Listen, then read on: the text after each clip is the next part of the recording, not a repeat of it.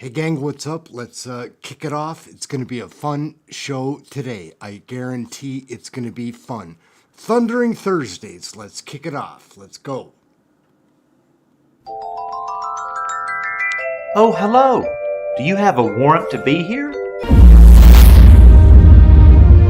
Everyone has an opinion about Canadian federal politics. And racism, including from the guy who spent the first half of his adult life as a practicing racist, dressing up in hideous racist costumes so many times he can't. The leader of the opposition knows that to make an accusation directly at the character of a single person is not appropriate.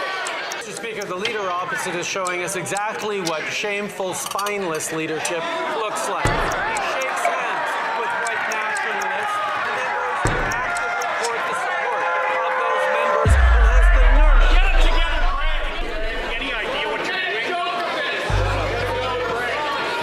Order! IT contracts, even though they admit they do no IT work. $250 million. WTF. Here, here.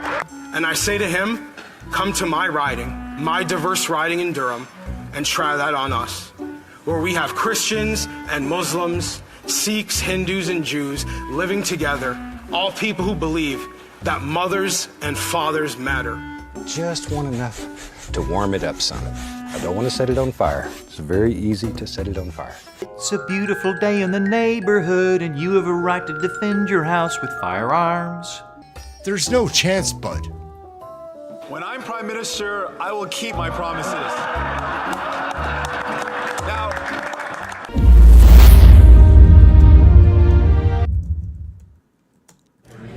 and why was it appropriate to have a private briefing from the finance minister here and not appropriate to have with a real trade critic and actually an excuse for this area to speak to a few reporters in the parade? number one, Is it because I'm a woman?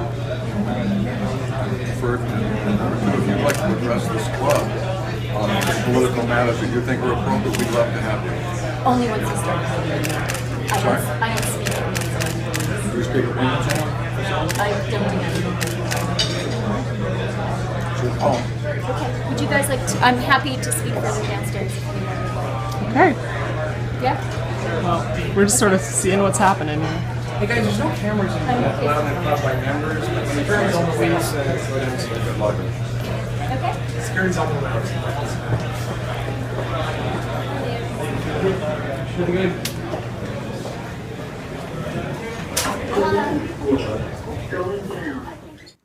What are these soldiers asking people? Well, they are asking questions there, and hopefully today we will get a copy. They are handing out some brochure on climate change from the federal government. They're basically asking, do you have a garden? How many people are in the house?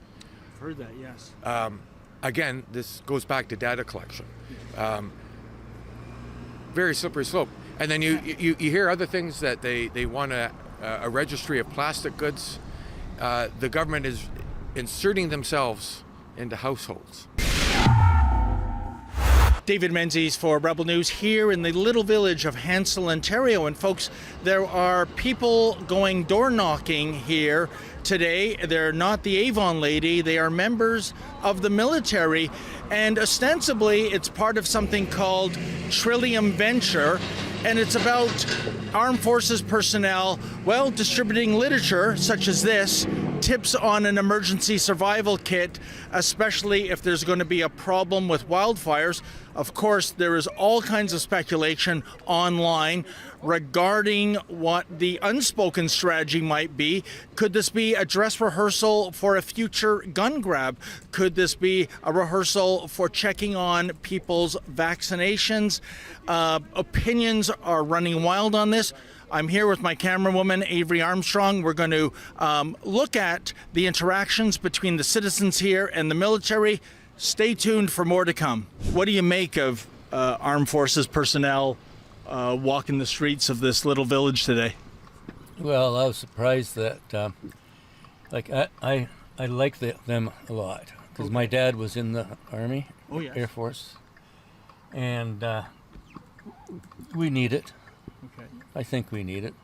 So we're just wondering, what did those soldiers say to you, sir? So they told me they were out this weekend all over the county and trying to liaison with all the citizens of the municipality, and excuse me, and talking about the way they've been primarily, like in Northern Ontario or Western Canada or even in Quebec and in Nova Scotia, they've been coming to the aid of the province and the municipality for things like floods and forest fires and things like that. Right.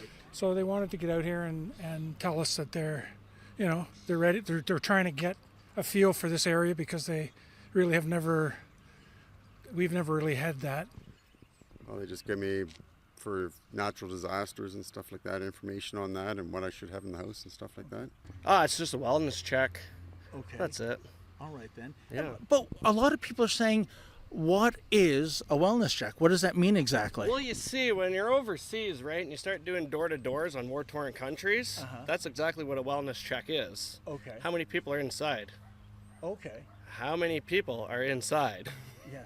But to what end, sir? To what end? Yeah. They just now know that there may be 4 people inside, or 5, or 6. So it's almost like the census. It's a counting number game, I guess. Okay. Yeah. And they've told us they're not, collecting that kind of information, but do you think maybe they are? Quite possibly. What is this wellness check all about? Well, according to them, they say it's for a climate emergency, for a heat emergency. Now, as far as I know, municipalities normally say, go to the nearest community center if you're in some sort of heat distress. So this is obviously something cloaked. It's obviously for a greater purpose. It's very strange. I've researched military history, and I'm baffled. I have not come up with any. Well, Canadian military always does training exercises and within our borders, but nothing to the point where they're going home to home. I think only the nearest example that I even came across would be World War II, where they're doing enlistment rallies. Hey, how you doing, sir? Is this the right fellow? Yes. Okay then. Hi, I'm David Menzies with Rebel News, and we're just down here in Little Hensel, Ontario today, just to find out what this wellness check is all about. So all it is the Canadian Forces is doing. It's basically a practice for a domestic operation, right? So something like an ice storm or a flooding or something like that, where we would be called up to provide aid to civil power. So one of the tasks they would have to do would be to check on the population, particularly to ensure that vulnerable people like the elderly or the sick or something would be able to receive care if they needed it or other assistance. So all it does is it allows the Army to exercise deploying the soldiers in that capacity and provide confidence to the community that we're capable of performing that task when called upon to do so. So is that indeed the goal, to find out how many elderly or maybe disabled people there are that would need help in a future natural disaster, say? No, we're not doing any kind of information gathering along those lines. This is purely a hands and feet type of mechanism where we're just practicing so we understand administratively what it would be like to push soldiers out into communities and how we'd establish communication and liaise with whatever the local authority would be to understand our relationships and ensure that happens smoothly in the case of emergency. And so, social media being social media, there's so much speculation out there that there are some that are saying the unspoken strategy is perhaps the government's gun grab in future months or years. Maybe this is all about a vaccination check for those, for any kind of future virus that's coming along. These are the kind of things we've heard. Is there any truth to those speculations? I can sympathize with those concerns. I understand that the media environment is very speculative and contentious, but that has nothing to do with our exercise here. That's nowhere in our orders. Like I said, we're not doing any kind of information gathering or preparation for anything other than aid to civil power in the event of a disaster. I guess one last question. If there's anybody here and they see, soldiers in army fatigues going door to door in a time in which we're not at war with anyone and they have concerns, what would you say to those people to alleviate those concerns? I would just say these are soldiers from your communities. These are all reservists, so these are guys who come from towns like this and cities, and they're here to provide a service to Canadians. They're happy to do it, and the public should take the opportunity to have positive interaction with the soldiers. They're citizen soldiers. They're people just like you. And sir, I mean, there's all kinds of speculation online that, this might be a dress rehearsal for a future gun grab, if you will, in terms of weapons being made prohibited, or maybe a vaccination check for future viruses that might be, on their way. Do you think there's any credibility to those theories? Well, I can't see these young fellows coming out doing that. You know what I mean? These guys most of them are reservists. Yes. So they're working anyway. They have a job, and this is what they do on the weekends. Right. So they didn't talk about that stuff, and even though we live in rural Ontario, we respect the laws, and I'm a gun owner, and I'm not worried about that. Yeah, I suspect there's going to be a long, hot summer, and you raise an interesting point. Do you think maybe at one point, as we stop sending money over? Yeah. It's that simple. Let's worry about Canada first. We got homeless veterans, yes, which really drives me up a wall. And city streets are crap. You're telling OPPs and police forces are telling everyone, leave your keys at your door. We just got a robbery at our place of business. Told there was no funding to help locate the stolen property. Sorry to hear that. Needless to say, you're not going to leave your Jeep keys at your door. It's insured. It's insured. Okay. So the Trudeau government wants to bump up insurance and all that crap. Go right ahead. But sir, no problem paying for insurance to get a new Jeep. Yeah, and I'm even wondering, Derek, because we don't have any evidence, what kind of questions are asking, whether this is a wellness check for, in the future, firearms confiscation, vaccine mandate checking, a climate emergency. In the here and now, in May of 2024, what are these soldiers asking people? Well, they are asking questions there, and hopefully today we will get a copy. They are handing out some brochure on climate change from the federal government. Okay. That was in one news report, whether that's true or not. Now, we also heard rumors from a similar operation in Oshawa that they're basically asking, do you have a garden? How many people are in the house? I've heard that, yes. Again, this goes back to data collection. Very slippery slope. And then you hear other things that they want a registry of plastic goods. The government is inserting themselves into households. Everything over the last 3 weeks, they're inserting themselves into households. Well, there's a few hours to go in this military door-knocking exercise here in the little village of Hansel, Ontario. And I can tell you what we've observed. It is the soldiers being friendly to the residents, and likewise residents being friendly to the soldiers. But at the end of the day, you have to wonder, what is this really all about? I mean, the soldiers are delivering these little bookmarks. It's called Emergency Preparedness Starts With You, and it's a checklist, essentially, of things you should have in case of a weather emergency: flashlight and batteries, clothing and footwear, food and bottled water, and so on. But is this something that we don't already know? And if we don't already know it, why isn't the government sending this literature via, the junk mail department of Canada Post? I would imagine soldiers have better things to do with their time. And by the way, we can't blame the soldiers for this exercise. They are quite literally following orders. Now, the other thing is the speculation about what this might really be about. And certainly the two biggest theories is that this is a dress rehearsal for the Justin Trudeau Liberals' future gun grab, if they go ahead with it, or maybe a future vaccination check. Now, the second thing is the unspoken strategy behind this door-knocking exercise. As we've said in our report, there is so much speculation that this is really a dress rehearsal for the Justin Trudeau Liberals going on a gun grab exercise and perhaps using the military to do it. Or maybe this is something that has to do with a vaccination wellness check in the future. Who knows? But the point is, can you blame people for speculating in such a fashion? Over the last several years, we have seen so many of our civil liberties eroded, and the entity eroding those civil liberties is indeed big government.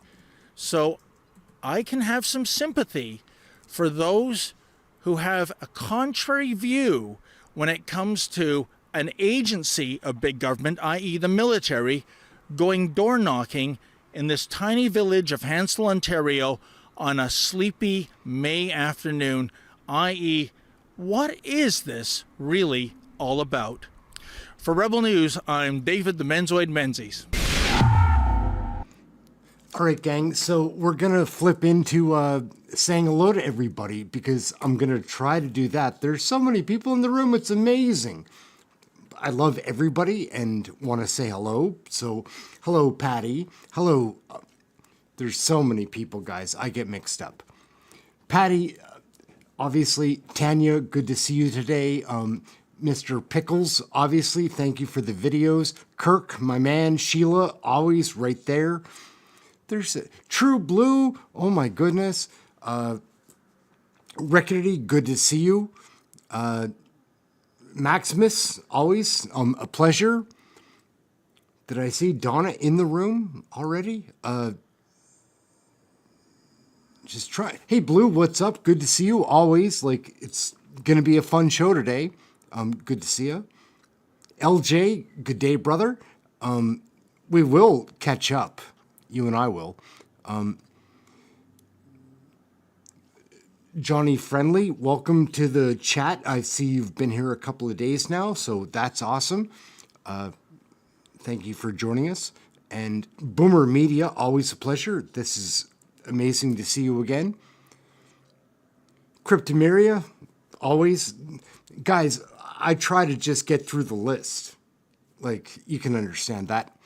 Anyway, we're going to jump over here to question period, which should be about ready to go.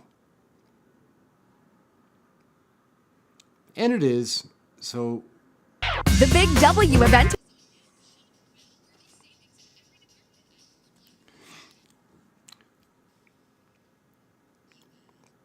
Sorry, Top Dog. Good day. How are you? Again, I do miss some people. I'm not going to say that I don't, but obviously, welcome to the group. Let's get ready for some Canadian soap opera.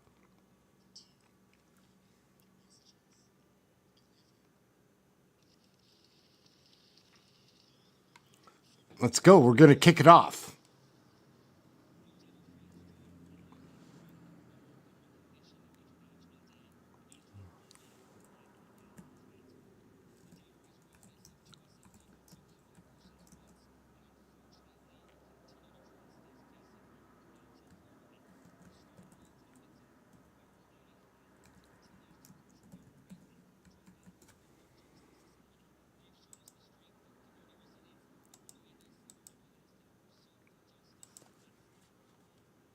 Community has a right to joy, and this joy is under threat by far-right movements that seek to divide with hate, only to pursue power, to tear down the rights of others.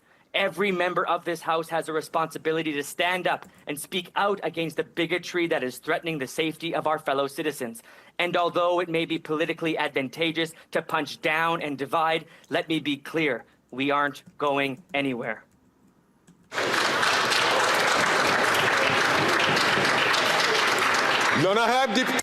The Honourable Member for Shefford. Once again, the anti-choice circus is in town. The grotesque display of intimidation against women, elected officials, and doctors is back. Every year, they come to remind us of their contempt for women, for women's bodies, for women's rights. And they come every year with the blessing of a bunch of Conservative MPs to whom they give their votes and their money. Let them know, these misogynistic reactionaries, that women's bodies belong to women and only women. Their choice, period. They don't have to justify themselves, they don't have to explain themselves, and they don't have to apologize. Their bodies, period. And no matter how many thousands and thousands of anti-choicers there are, we won't let what's happening in a bunch of American states happen here. They call themselves pro-life when they're really just anti-women. And no matter how proudly they strut their stuff, they're a disgrace to behold.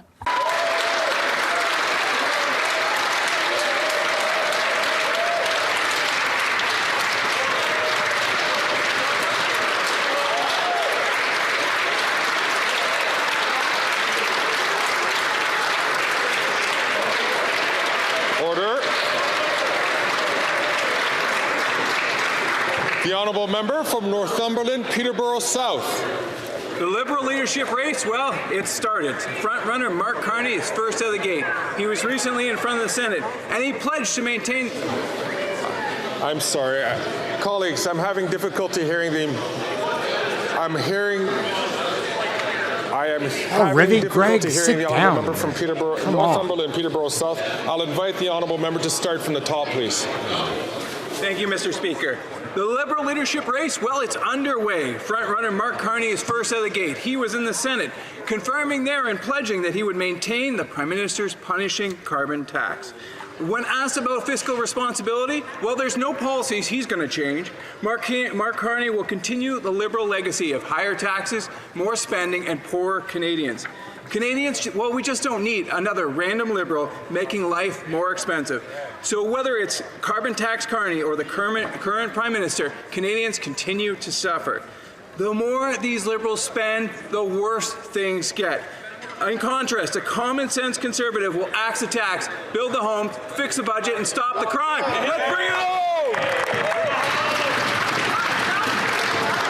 The honourable member from Pickering Uxbridge. Mr. Speaker, when Roe v. Wade was overturned in the United States, Conservative MPs cheered and vowed to do the same here in Canada. We see everyday stories of the life-threatening health implications American women are facing. Last week, the Leader of the Opposition admitted that he will unilaterally override the Charter for policies that Conservatives want. Conservative MPs wasted no time in this House telling women across this country that they believe the decisions of women's health care should be decided by Conservative politicians. Today, while Conservative MPs are marching on the front lawn to roll back women's rights, we will stand up to fight. We will fight for women to control our own bodies, fight to protect women's charter rights, and we will fight to protect women's freedoms to make our own health care decisions. Who in this place will stand here now and fight with us?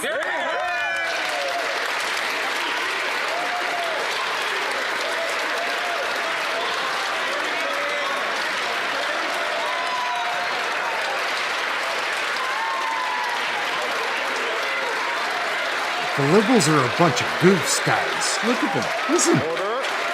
Going crazy over that? Calm down.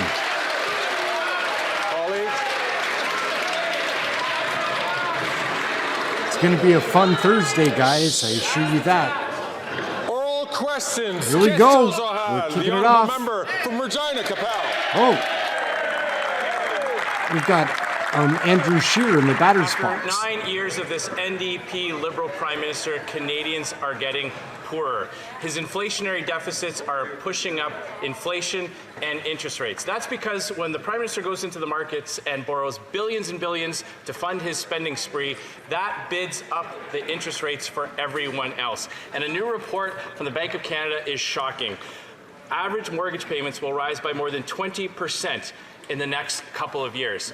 Where the heck are Canadian families supposed to come up with an extra few $100s just to pay higher mortgage payments for the homes they already own? And ask members just to be very conscious of the language that they use. Who's The up first for the Honourable Deputy Prime Liberals? Minister Conscious and of the Minister language. Of Finance. Freeland's Mr. back. Speaker, given that it is my first opportunity to speak in the House today, I want to speak about a very grave threat to Canadians. Last week, the Conservative leader said he is going to ignore our charter rights. That's right. This week, a Conservative MP stood up in this House and said he's opposed to a woman's right to choose. And now Conservative MPs are outside attacking a woman's right to choose.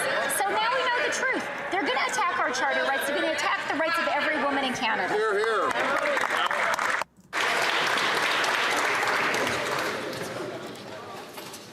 Thank you, colleagues. And certainly we all want to hear the member from Regina Capella, last member from New Brunswick Southwest, who is a respected member in this House, to please to hold back until he has his voice. The honourable member from Regina Capella. None of that is true, Mr. Speaker. She's just desperate to distract from her own record. And she's trying to console Canadians by saying that everything's okay because she hasn't quite maxed out the national credit card just yet.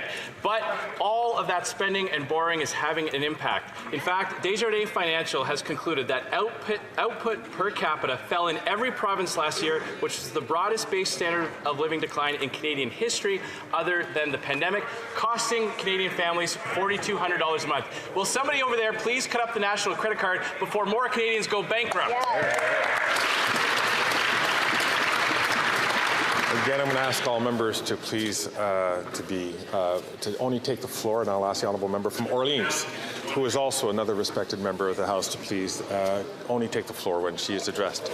The Honourable Deputy Prime Minister, Minister of Finance.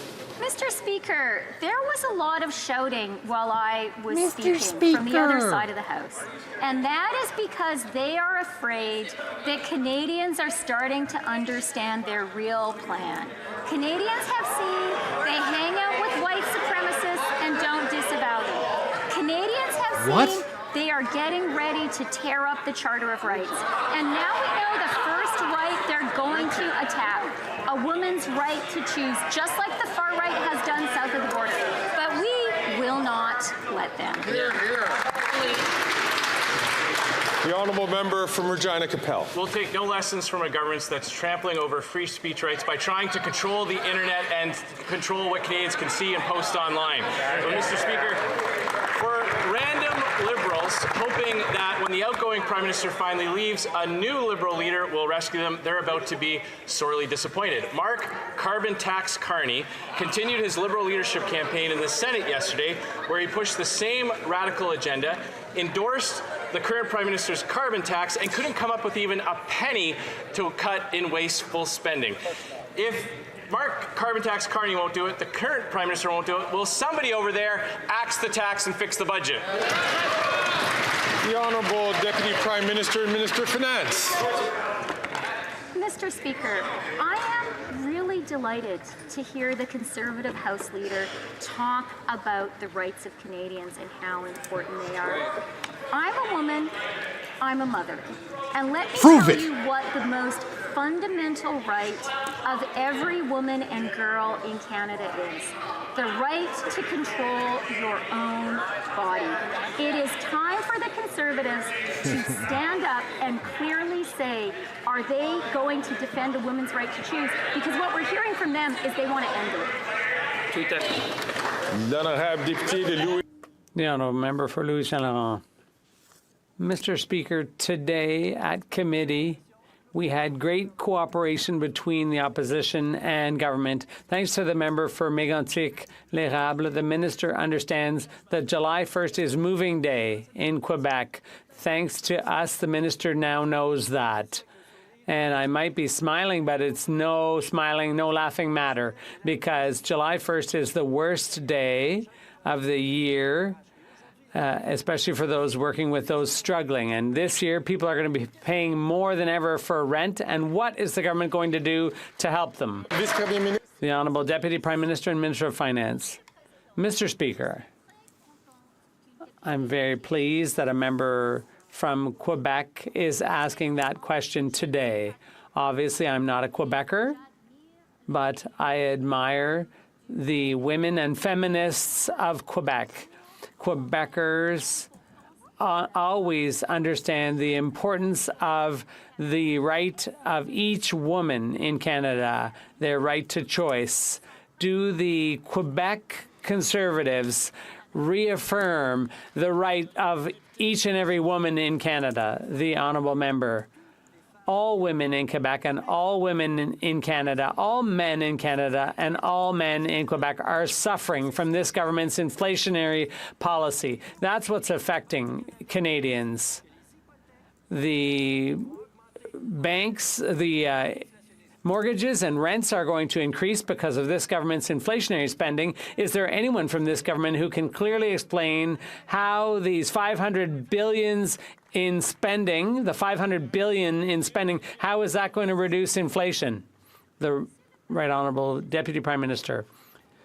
Mr. Speaker, I'm so happy that the member opposite raised the question of Canadians' rights and the rights of Quebecers as well.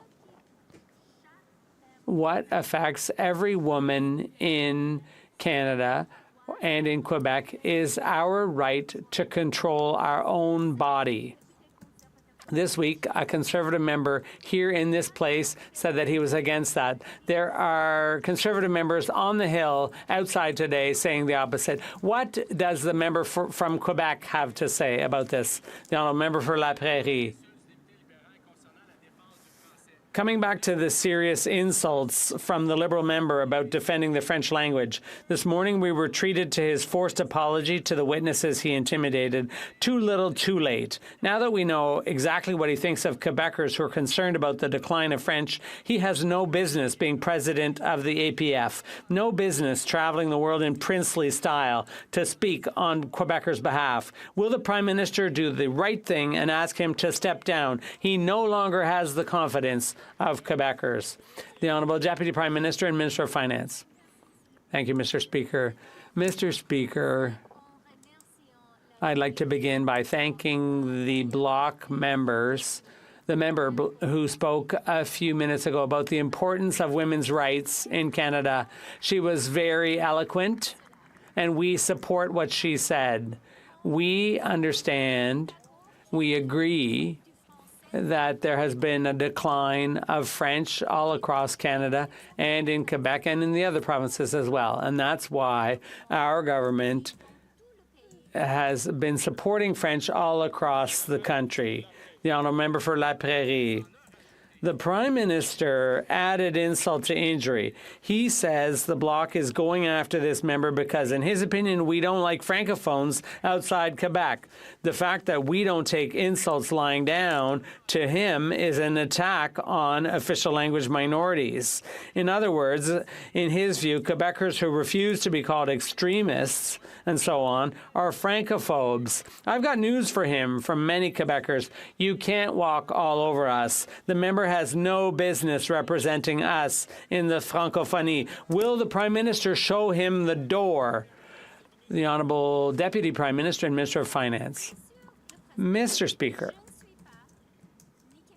I'm not a Quebecer and I'm not a Francophone. But I do truly want to reassure my colleague opposite that for our government, French all across the country is very important. And we understand that there's been a decline of French in Quebec and all across the country. And that's why our government is supporting Francophones in Quebec and Francophones everywhere else in the country. And that's why we are investing in French in Canada and the world.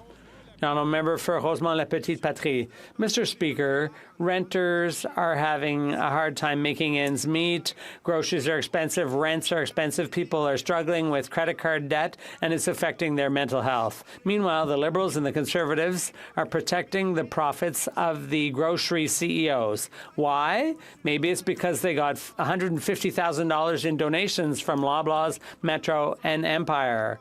You scratch my back, I'll scratch yours. And if you don't have $150,000 to attend those parties, oh, well, good luck filling your fridge with food. Hey, Liberals, how's the lifestyle of the wealth? How are you liking the lifestyles of the wealth, the rich and famous? The Honourable Deputy Prime Minister. Mr. Speaker, we, like other members in this House, we understand that we have to invest today in order to support Canadians, and that's what we're doing. We also understand that to do this responsibly, fiscally, we need to ask the wealthy to pay their fair share. And that's what we're doing. We understand that we need more competition in the grocery industry, and we're doing that too. The honourable member from Cowichan Malahat Langford. Mr. Speaker, Canadians are taking food off the table and asking themselves why the government isn't lowering food prices. Well, maybe it's because the Liberals and Conservatives have gotten $150,000 from the families and CEOs of Loblaw, Metro, and Empire. Both parties know exactly who pays their bills. Canadians deserve a government that's going to put them before big grocery CEOs. Why are the Liberals favoring CEO profits over lowering costs for Canadians? Hear, hear, hear, hear. The Honourable Deputy Prime Minister and Minister of Finance.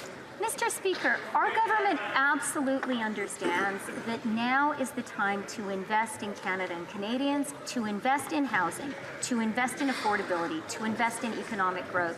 And we know we have to do it in a fiscally responsible way, which is why we are asking those at the very top to pay a little bit more by increasing the capital gains inclusion rate. When it comes to the grocery sector, Mr. Speaker, we know that Canada needs more competition, and that's why we've brought in a once-in-a-generation change to Canada's competition law. Thank you, Mr. Speaker. The Honourable Member from Calgary Forest Lawn. After 9 years of this Liberal NDP Prime Minister, Canada has turned into a nation of renters. After spending $89 billion on a photo op slush fund for housing, rents and mortgages doubled. The dream of home ownership for an entire generation is dead. Canadians are stretched because of higher taxes and higher rent, like the carbon tax scam that increased, making it harder for Canadians to pay for rent and food. Was it fair to increase the carbon tax scam 23% when 70% of Canadians told them not to? The Honourable Minister for Housing, Infrastructure and Communities. Mr. Speaker, if my honourable colleague is concerned about tax increases, I suggest he talk to the leader of his own party who's proposing to increase taxes on new apartment construction by putting the GST back on apartment rentals in this country. Mr. Speaker, their plan is to raise taxes on home construction. Their plan is to cut funding for the communities they're going to build homes. He has actively promised in the media that he views the role of the government not to participate in housing. On our side of the House, we're going to make the investments necessary to solve the housing crisis. I hope the Conservatives will join us. The Honourable Member from Calgary Forest Lawn. We won't take any lessons from the worst immigration and housing minister in Canadian history. And now we have Mark Carbon Tax Carney preaching the same radical agenda in his Liberal leadership like this Prime Minister. He won't denounce the Liberal carbon tax and commit to cutting 1 penny of Liberal waste. Whether it's Carney or this Prime Minister, the inflation-driving deficits will continue. And just like the carbon tax scam, none of them are worth the cost. Will any other Liberal leadership candidate stand up today, show some common sense, and declare they'll finally axe the tax? The Honourable Government House Leader. Speaker, it's understandable why Conservatives want to throw up some smoke screens.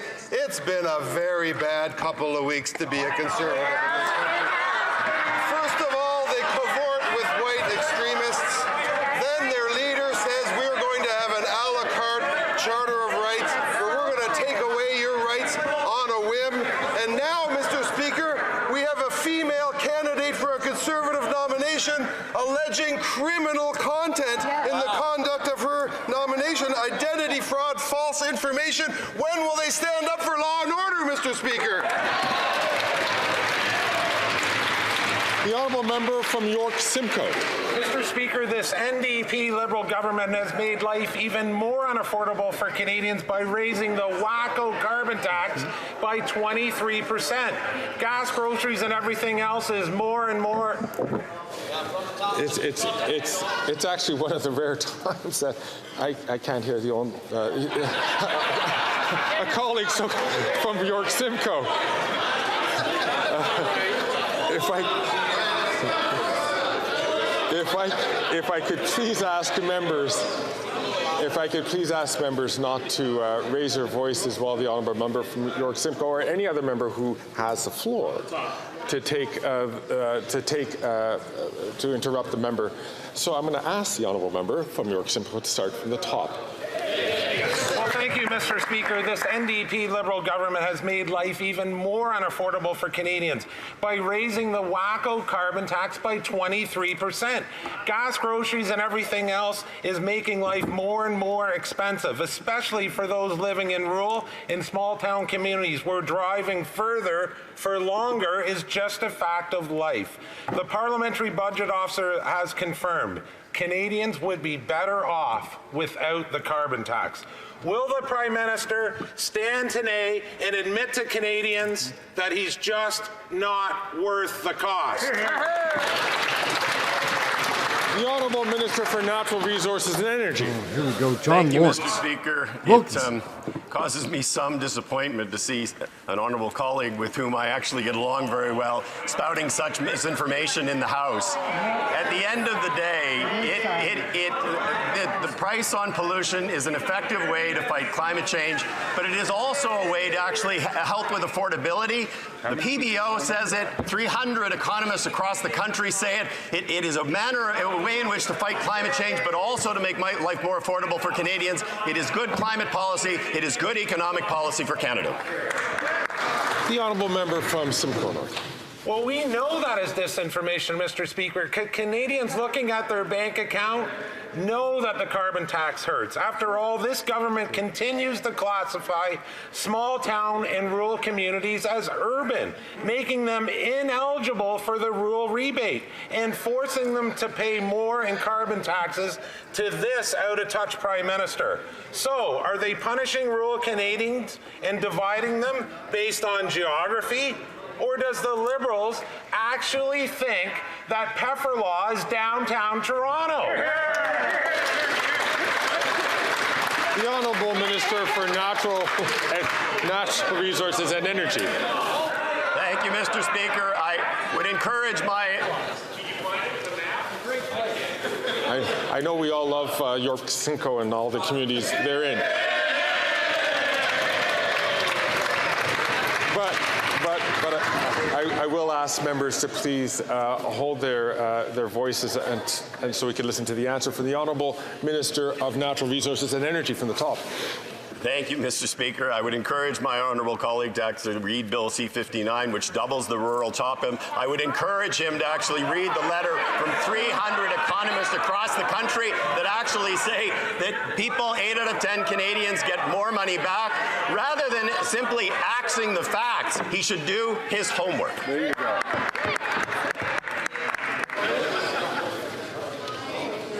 L'honorable député de Charlotte. The Honourable Member for Charlebourg-Saint-Charles. Mr. Speaker, since 2015, the public service has grown by 110,000 public servants. And despite this, a lot of money is going to external consultants. Doesn't make sense. A vote on the budget isn't about more public servants. That comes through appropriations. And the Bloc voted for $500 billion in budget appropriations. Will the Prime Minister stop using consultants and instead rely on the expertise of his many public servants? The Honourable Minister, I'd like to thank the member for his question. I think everyone here can thank the excellent work of public servants. They're among the best in the world. And you've seen not only that in the last budget, we drew up a plan for growth and investment in families, a plan for investing in the future of this country, but the Deputy Prime Minister and Finance Minister also presented a plan for spending. We will always be very strict and serious with public spending, and we will always thank those who work in our public service. The Honourable Member for Charlebourg-Saint-Charles. Mr. Speaker, that was exactly what my question was all about. We have 110,000 new public servants hired, but they're still paying tons of consultants, millions of dollars. So the question is simple. Can we stop paying $21 million a year for consultants and instead use these new public servants or not? The Honourable Government House Leader. Mr. Speaker, the Conservatives never miss an opportunity to obfuscate, to threaten, and even to propose vicious cuts to our public service. Clearly, the government is taking care of business. We're helping seniors. We're helping out with childcare, with dental care, with school food programs. It takes people to administer that. And those are the same people the Conservatives are proposing to ravage, lay off, and cut. I would invite the member for Portneuf-Jacques-Cartier to wait his turn. The honourable member for Drummond. Mr. Speaker, we're not the only ones worried about a merger between CBC and Radio-Canada. Yesterday, the National Assembly voted unanimously in favour of a motion calling on the public broadcaster to protect the independence of French language services and to consolidate that. Consolidate the independence, not bring CBC and Radio-Canada closer together. Talking about bringing them closer together like Catherine Tate is doing is really about subjecting Radio-Canada to the CBC's vision, and that won't work. It even led to the resignation of Michel Bissonnette. How does the minister intend to protect Radio-Canada's independence from the CBC? The Honourable Minister. Thank you, Mr. Speaker, and I'd like to thank my colleague for his question. In order to protect Radio-Canada and the CBC, the only way to do that is to support the CBC and Radio-Canada. That's what we're going to do on this side, whereas on the other side, the Conservatives just want to cut CBC. My question for the Bloc is, will the Bloc stand with us in supporting CBC and Radio-Canada, or are they going to align with the Conservatives? The Honourable Member for Champoux. I don't think there's any intelligent person who thinks the Bloc stands with the Conservatives on this file. The CBC CEO made it very clear in her committee appearance, if the Conservatives cut the CBC, it'll cause major harm to Francophone communities and even to Radio-Canada in Quebec. She confirmed that the two are connected. Obviously, we don't want cuts to the CBC.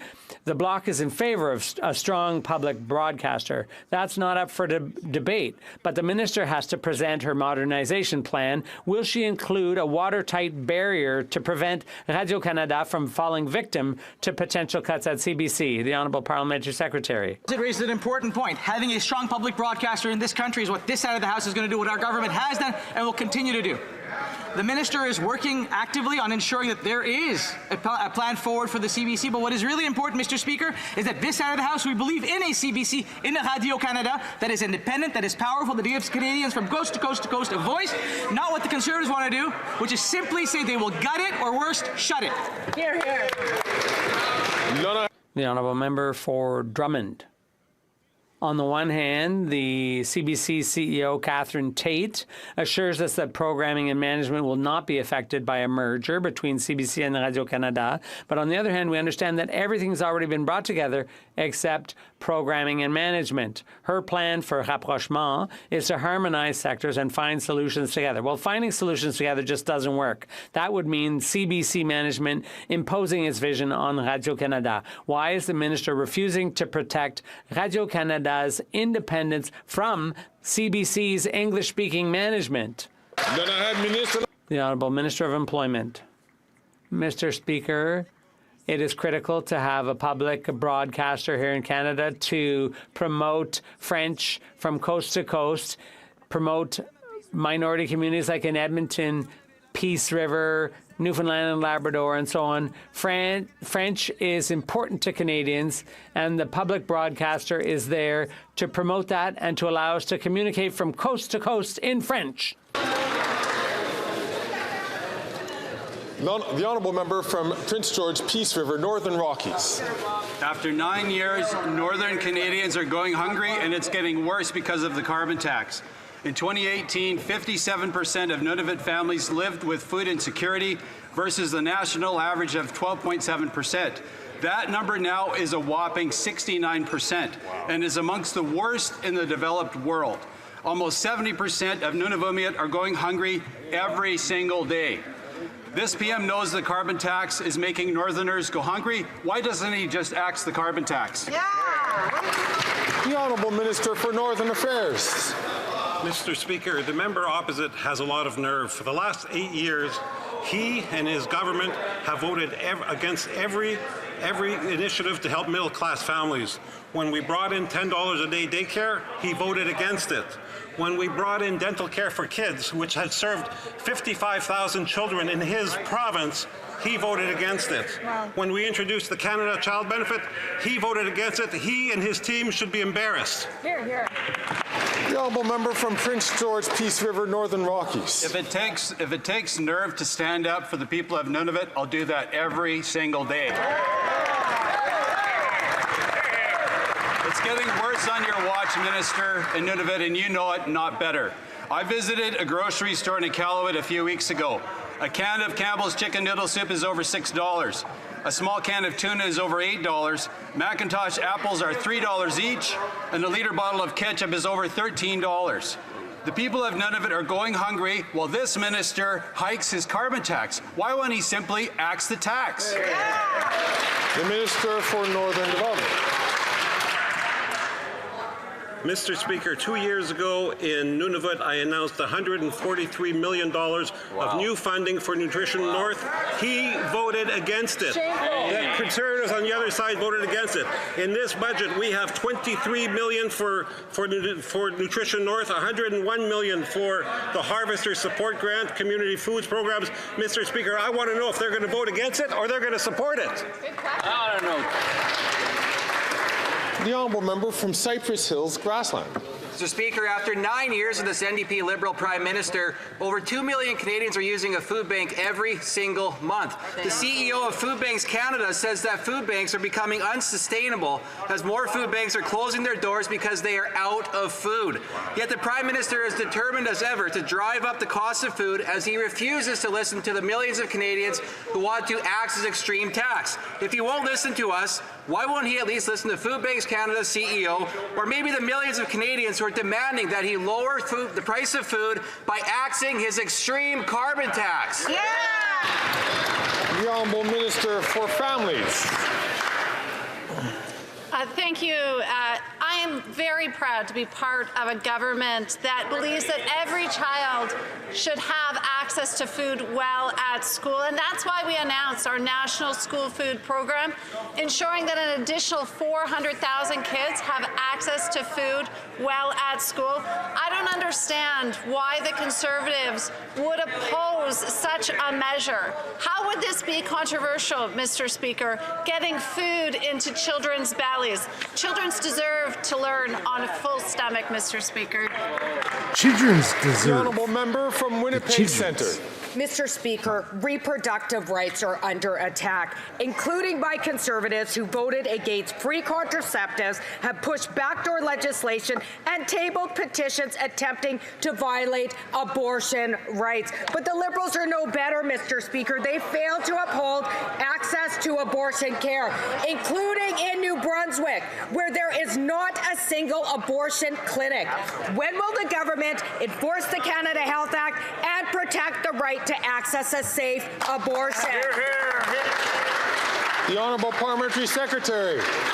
Thank you, Speaker, and thank you to my friend from across the way. I agree we need to protect abortion rights in this country, and I saw her this morning with the people on Parliament Hill who are fighting for choice, who are fighting against the people who are there to take our rights away. I agree, there's more to do. It's not perfect yet. We will get there. On this side of the House, we are committed to it.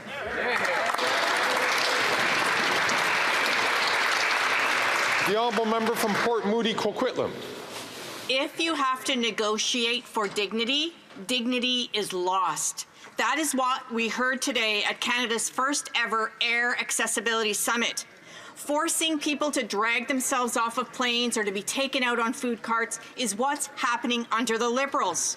Today, the minister said he could intervene, but he prefers to leave it up to big CEOs, or as he called it, the guys. That hasn't worked for the last 20 years.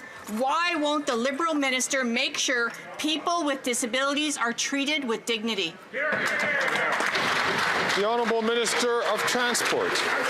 Yes, Mr. Speaker, this morning my colleague and I were at the summit that we convened, and we had people living with disabilities that had better experience representing other people that were there for a frank and open discussions. And we also asked the airline companies, the airports, CATSA, CBC, all of them. Why? Because we have to find solutions, Mr. Speaker.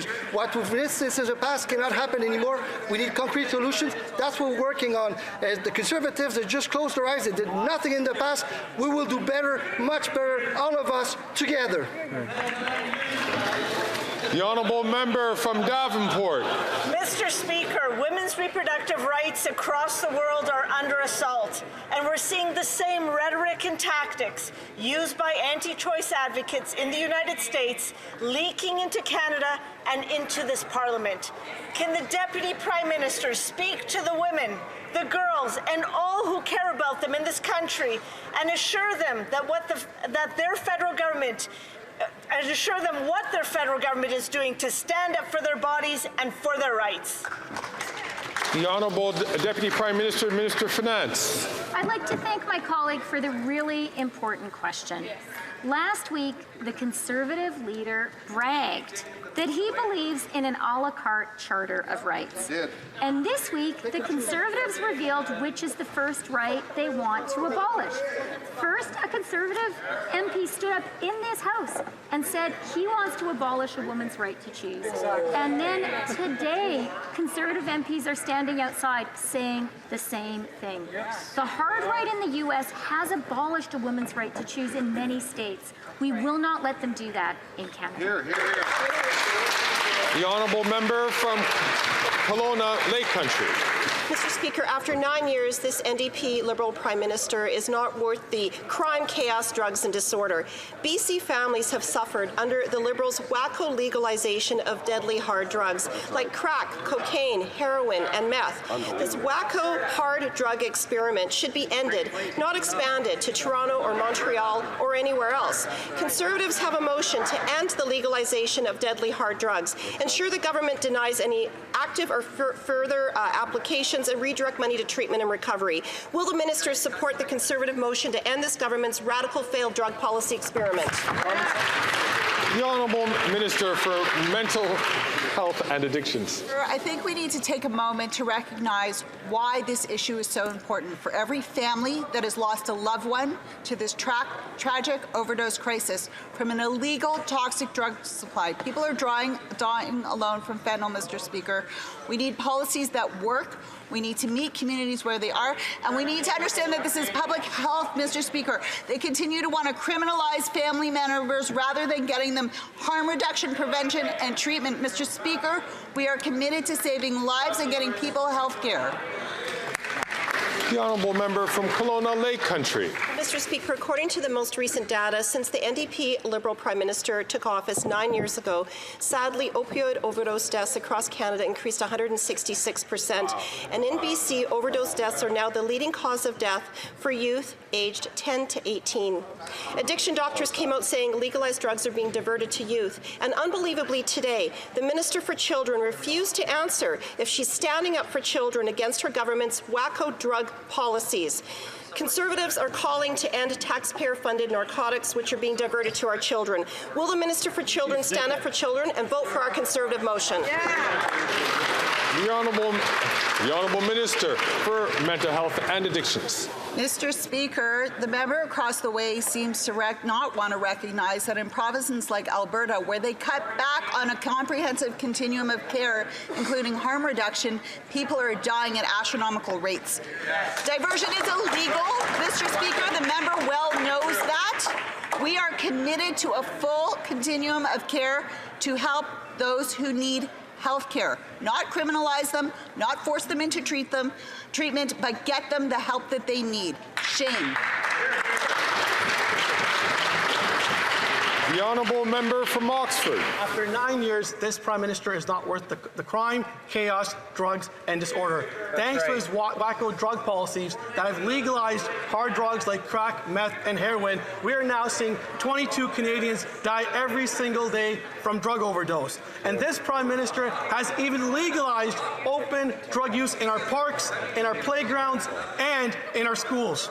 Will this Prime Minister show some compassion, support our motion to ban hard drugs and support treatment so we can bring our loved ones home drug-free?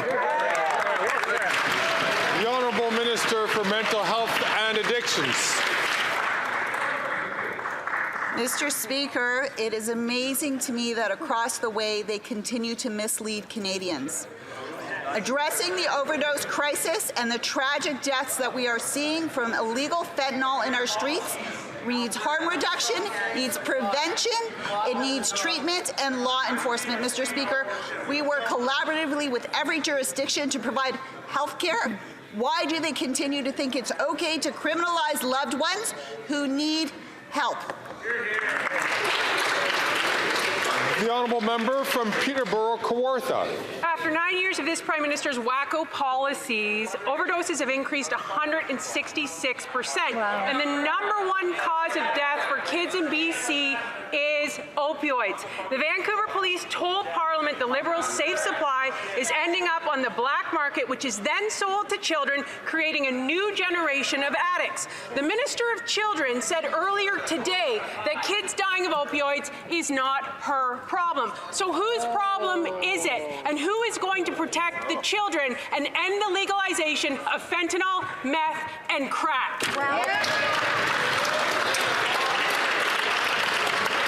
The Honourable Minister for Indigenous Services. Mr. Speaker, it's all of our grief. That's what it is. It's every single parent in this country who has lost a child. That's what it's about, Mr. Speaker. It's about the person who's on the street today hoping they're going to make it to tomorrow, and that their parents far away from them are also hoping, Mr. Speaker, that they'll make it to tomorrow. That's why we work with scientists and doctors, Mr. Speaker, because we are focused on saving lives, even the people they don't think are worth saving. Hear, hear.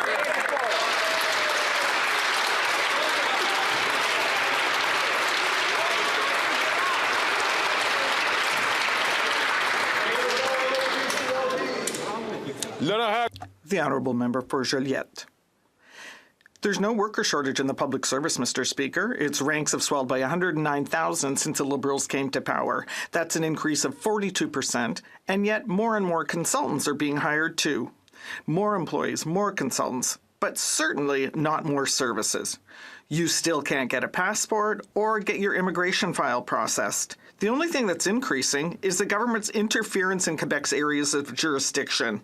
Instead of spending taxpayers' money and interfering in Quebec, can the government just do its job and make sure the public service does its too? During the honourable member's question, there was a conversation between both sides of the House. I'm going to invite members, if they do want to have a conversation, there are many tools which you can use, especially the young pages here, if you want to pass a note. But please, do not speak over it, because it is difficult for people to hear the question, and it was an important question that needed to be asked. L'honorable leader du gouvernement. The Honourable Government House Leader. Mr. Speaker, on this side of the House, we stand up for a strong public service, and we believe in the mission of a strong government. So it provides services to Canadians to ensure that we have programs to help our seniors, to help our children, to supervise approvals of pharmaceuticals. So the Conservatives want to axe the public service, and the Bloc Québécois doesn't believe in the federal state. So we're the only choice. The Honourable Member for Lac-Saint-Jean.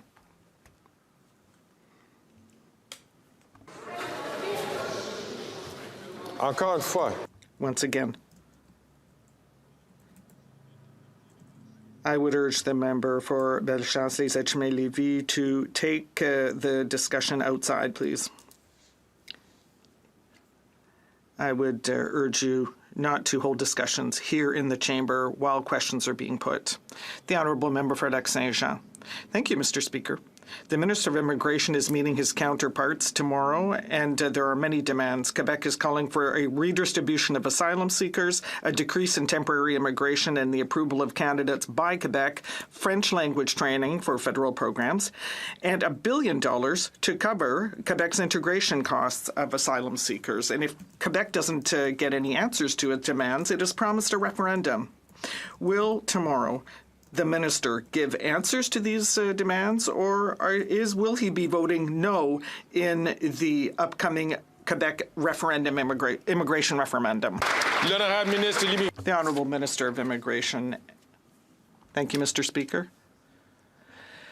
My colleague is a fine person, but he is not invited to my meeting tomorrow. Obviously, we will be working with our provincial and territorial partners to act responsibly for temporary workers and asylum seekers. So he'll have to hold his breath a little bit longer. The honourable member for Mégantic-L'Érable. After 9 years of this Prime Minister's, Quebec is headed for the worst moving day crisis in its history. This PM's inflationary spending has doubled rent costs and forced citizens, like the lady we heard about in the papers, to live in their minivans. In Quebec, everyone knows that July 1st is going to be catastrophic, but the minister confirmed this morning that he knows nothing about this. Can the Prime Minister tell us how many Quebecers are going to be living in the streets on July 1st because of his minister's ignorance? The Honourable Minister of Public Services and Procurement. Thank you, Mr. Speaker. My colleague is talking about the Minister of Housing, and he's wondering about how many. And we know that the Conservative leader was the housing minister in a former government and created 6 housing units. This is well known. 6 affordable housing units that the former Minister of Housing created, compared to 8,000 that have been created in Quebec City. Unfortunately, the Conservative leader is calling Quebecers incompetent. The honourable member. How many houses has the Housing Minister's Housing Accelerator Fund built in Quebec for Quebecers on July 1st? 0. 0. 0. July 1st is coming up.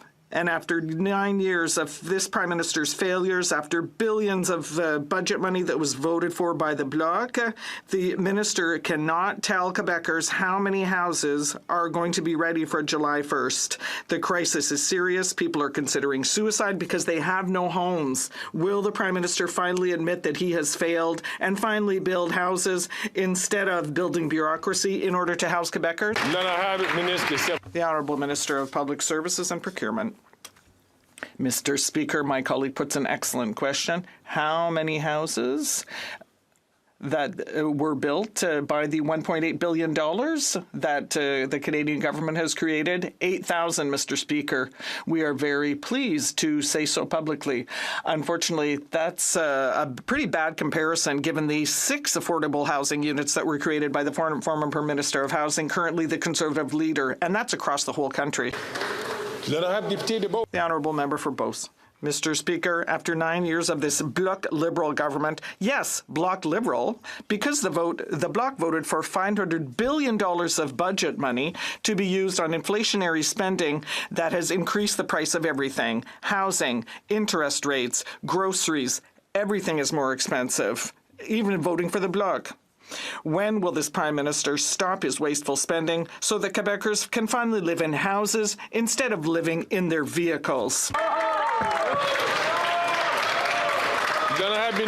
The Honourable Minister of Innovation. Mr. Speaker, the people who are watching us at home must have had burning ears because now we're talking about Bloc Liberals. But you know what, Mr. Speaker? On this side of the House, we know that we can't build houses with slogans. You can't grow an economy with bad advertising, as we see on the other side. We can't build the future by asking questions. We build a country by investing, and that is what we did by investing in families, by investing in housing, by investing in economic growth. Mr. Speaker, Canada is a 21st century country. We should be proud of that. The Honourable Member for Pontiac. Mr. Speaker, our sisters across the border no longer have safe access to abortion. And that thing could come here. Simone de Beauvoir said that whether it be a political or economic crisis, why does it take these crises to bring forward the rights of women? Because we are never sure what is going to happen. So can the honourable member guarantee that the Liberals will always protect women's rights and freedoms? The honourable minister. Throughout the world, Canada is synonym of promises and freedom.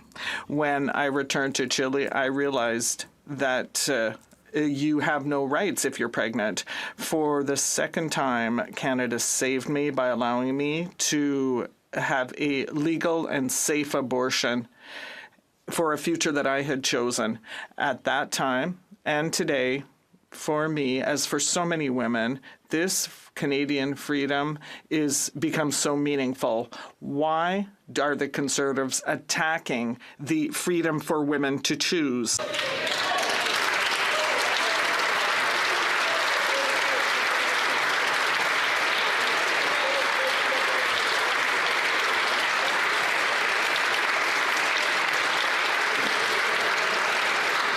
The honourable member from Leeds, Grenville, Thousand Islands, and Rideau Lakes. The Liberal Employment Minister is the latest Liberal caught in an ethical scandal. He was secretly working the back door and being paid for lobbying his own government through numbered companies. Now, after 9 years of this NDP Liberal government, the Prime Minister is simply not worth the cost or the corruption of his employment minister. He tried to mislead Canadians when he appeared at committee before about how much he was paid for his secret lobbying, but he's being hauled before committee again and is going to have to tell the truth.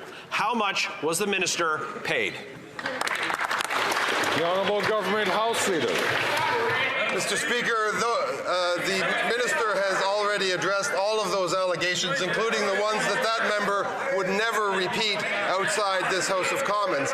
But this bad couple of weeks for the Conservative Party, no surprise, they want to distract. You know, Diagolon, white extremists. That's right. Now the right to choose being put on the table, Mr. Speaker. No answers and just slogans on housing, on child care, on so many issues, Mr. Speaker. The Conservative Party smoke screens from a very, very bad couple of weeks, Mr. Speaker.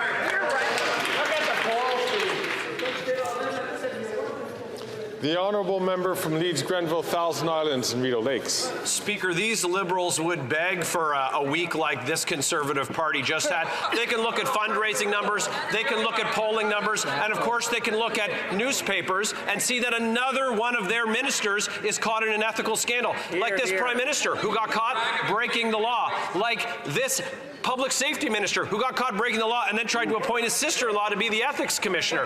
These Liberals can't seem to help themselves. The employment minister was illegally lobbying, cashing checks while he put $110 million of taxpayer money out the door. Will they support an RCMP investigation?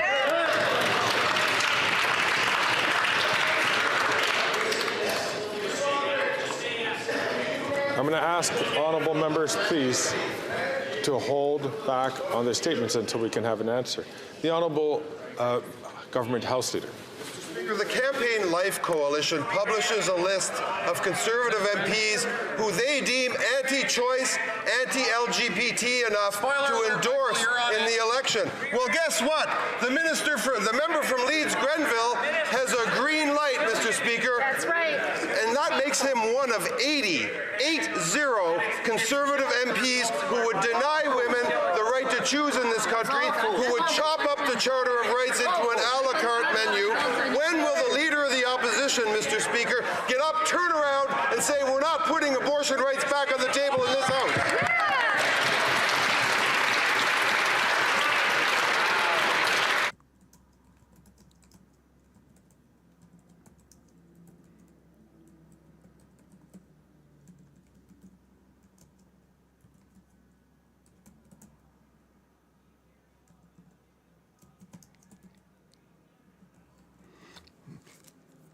That's not on my end. That's Greg Fergus playing with his button.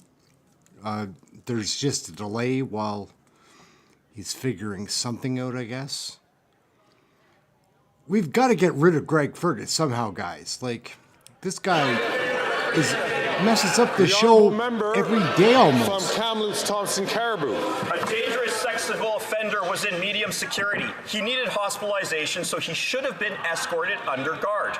But authorities didn't want to pay for him to be guarded. According to the Toronto Sun, his security was changed from medium to minimum security, and he received permission to be temporarily absent from jail. This person is reportedly under court order not to be in the presence of children on release.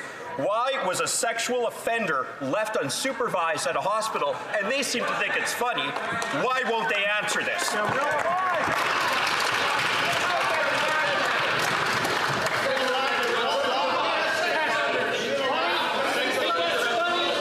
Colleagues? It's out of hand, guys. It's out of hand. Seems out of hand. You think it's funny? Colleagues?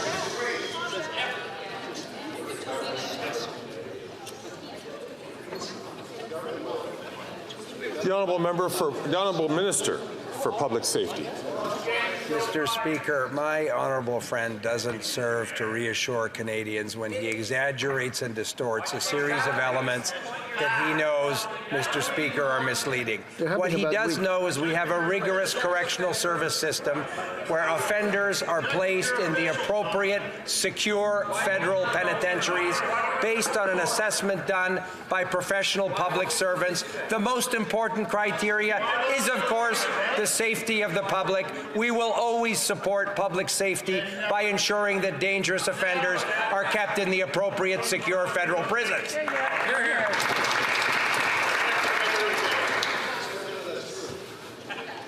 The Honourable Member from Brampton South. Mr. Speaker, around the world we are seeing the rights of women and girls, including sexual and reproductive health, being rolled back or denied. Canadians are proud of our rights and freedoms, where women have control over their own futures, over their own body. It is their human right. At the same time, we also know that we cannot take this for granted, especially when the rise of anti-abortion rhetoric and threatening promises by the Conservatives. Can the Minister of Foreign Affairs reaffirm our government's commitment to Canada's leadership both at home and abroad when it comes to advancing? The Honourable Member has gone over time.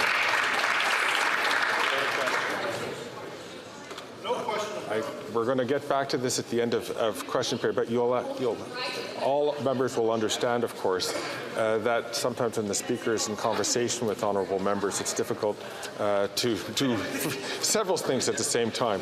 The Honourable Minister for Global Affairs, I see, is rising on her feet. Mr. Speaker, to all women in this House, to all women in this country, to all women in the world, this government will forever be there to support your right to choose. Exactly. No government, no politician, no judge, no one should take that right away from you.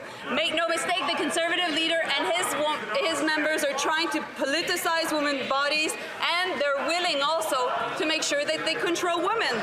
And this is to satisfy their far-right base. On this side of the House, we will always be there to support women and women's right to choose.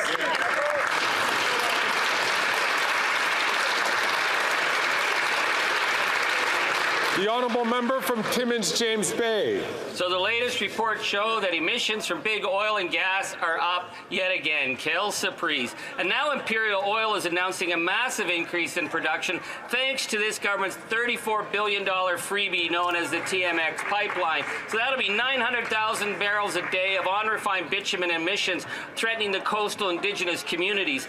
But the government's going to go one step further and exclude greenhouse gas emissions from environmental assessments. So will the Environment Minister just admit that his promise at COP26 for an emissions cap was just a publicity stunt? That's right. The Honourable Minister for the Environment and Climate Change. Thank you, Mr. Speaker. I thank the honourable colleague for his question. I would remind him that just last week the National Inventory Report came out, and it shows that since before pandemic, our emissions have gone down 44 million tons, Mr. Speaker. So the largest decrease in the last 25 years. It's the equivalent of removing from our road 13 million gas-powered vehicles. Our plan is working, but I'll agree with him. There's more we need to do to fight climate change in this country. If only the Conservative Party of Canada could understand that. Hear, hear. The Honourable Member from Spadina, Fort York. Mr. Speaker, protesters against Israel and the war with Hamas have set up an illegal encampment at the University of Toronto. Most of these demonstrators for hire are not even U of T students. Mr. Speaker, hate propaganda, threats, and anti-Semitic slogans are being directed at legitimate students. Media state that the encampment is funded by pro-Hamas sympathizers who are directing a sham protest for a listed terrorist organization. Mr. Speaker, is the government investigating pro-Hamas entities in Canada who are funneling money to support anti-Semitism and illegal protests in Canada? The Honourable Minister for Diversity. Mr. Speaker, we know that the local authorities are engaged in their jurisdictions on this matter. Mr. Speaker, on this side of the House, we will always protect the Charter-guaranteed right to freedom of speech and expression, but it must not cross the line into hate and intimidation. Mr. Speaker, at times like this, as a government, we're going to continue to do everything that we can to combat hate and to bring people together. Thank you, Mr. Speaker. And so brings the end of question period. We are going to... All right, gang, so that brings us to the end of question period. I'd like to welcome everybody new to the chat room. It was good to see a bunch of new people that are fitting in. This is good, guys. We want to watch your soap opera in peace and, well, with people that are common-minded, and we're developing that. It's crazy. I've got a few more videos, though, that I want to watch, so we're going to jump into the next one. I have a point of order. Yes, Ms. Thomas. Please. Thank you. Madam Chair, you accused me, and I'll use your words, of interrupting everyone. Yes. That's a superlative. Interrupting everyone, which is unparliamentary. So, Madam Chair, I would bring that to your attention, and I would ask you to make a ruling as to whether or not that should be withdrawn. Does Ms. Thomas, interrupt everyone? Everyone has an opinion about Canadian federal politics.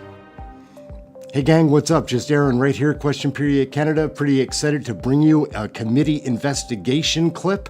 These are always wild. We got the heavy hitters, Larry Brock, Michael Barrett, Rick Perkins, Shannon Stubbs, Stephanie Kusi, Michael Cooper, Michael Chong, Michael Barrett. Let's get into it. They're always interesting. The witnesses are always difficult. That's part of the fun. Let's check out this crazy stuff that's happening in committee. Let's go. Your resolution to this would matter be raised on a point of order, which you cannot move a motion on a point of order. Correct. I agree with you. You cannot move a motion on a point of order, Mr. Mohammed. But I think that this is requesting that the meeting be adjourned because it's now 5 minutes after 6. I have the chair. I have the floor, Madam Chair. And I'm in the middle of a question round, and I've been interrupted numerous times by the members across the way. And we have suggested at the beginning, when we went to this last round, that we had until 5 minutes after 6. I'm looking at the clock. It is now 5 minutes after 6. Madam Chair, this committee would like to continue with this discussion, I would like to hear from the committee with regard to adjournment. There's no debate on this. There's a question. No, I do have the floor, Madam You have Chair. the floor, but the meeting is over, Ms. Thomas. It's No, not it doesn't. over. It doesn't just end 5 minutes after when I'm in the 6. middle of a question round. Yeah. We had points of order that did that. We have to leave this room at a certain time, I'm told by the chair, by the clerk, and so we have to I vacate don't know the that that's room. entirely true. Perhaps you could check with the clerk and see if we could Clerk, extend another inform- 5 minutes.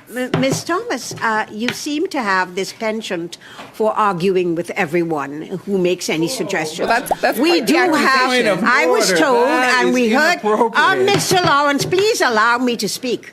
When we were going to this last round, Mr. Shampoo suggested that we should find out how much more time we have left so that we could do 25 minutes. The clerk informed me then that we had till 5 minutes after 6. It was clear, she said it, I repeated it. So this is not a Point of order, something I'm Madam Chair. making up. Point of order, and you have a obligation to listen to my point of order. This is not optional. Go ahead with your point of order, yes. No, it is not adjourned. And not I have a adjourned point of because we order, didn't and we're call a continuing on here. Because he raised a series of non-point of orders, which you, against the rules, recognize. That was against the rules. That got rid of her time. It would be an affront to democracy if you do not allow her to continue. This was clearly an obstruction of the process. Please continue to allow Ms. Thomas, otherwise I will be bringing a point of privilege. Right. We now have, it's now 10 minutes after 6. Clerk, do we have time to finish this meeting? That's up to the committee. We don't have the UC to do this. Pardon? No, it's up to the committee. It's in the committee, sorry.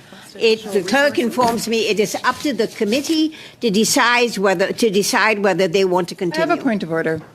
Yes, Ms. Thomas. Thank you.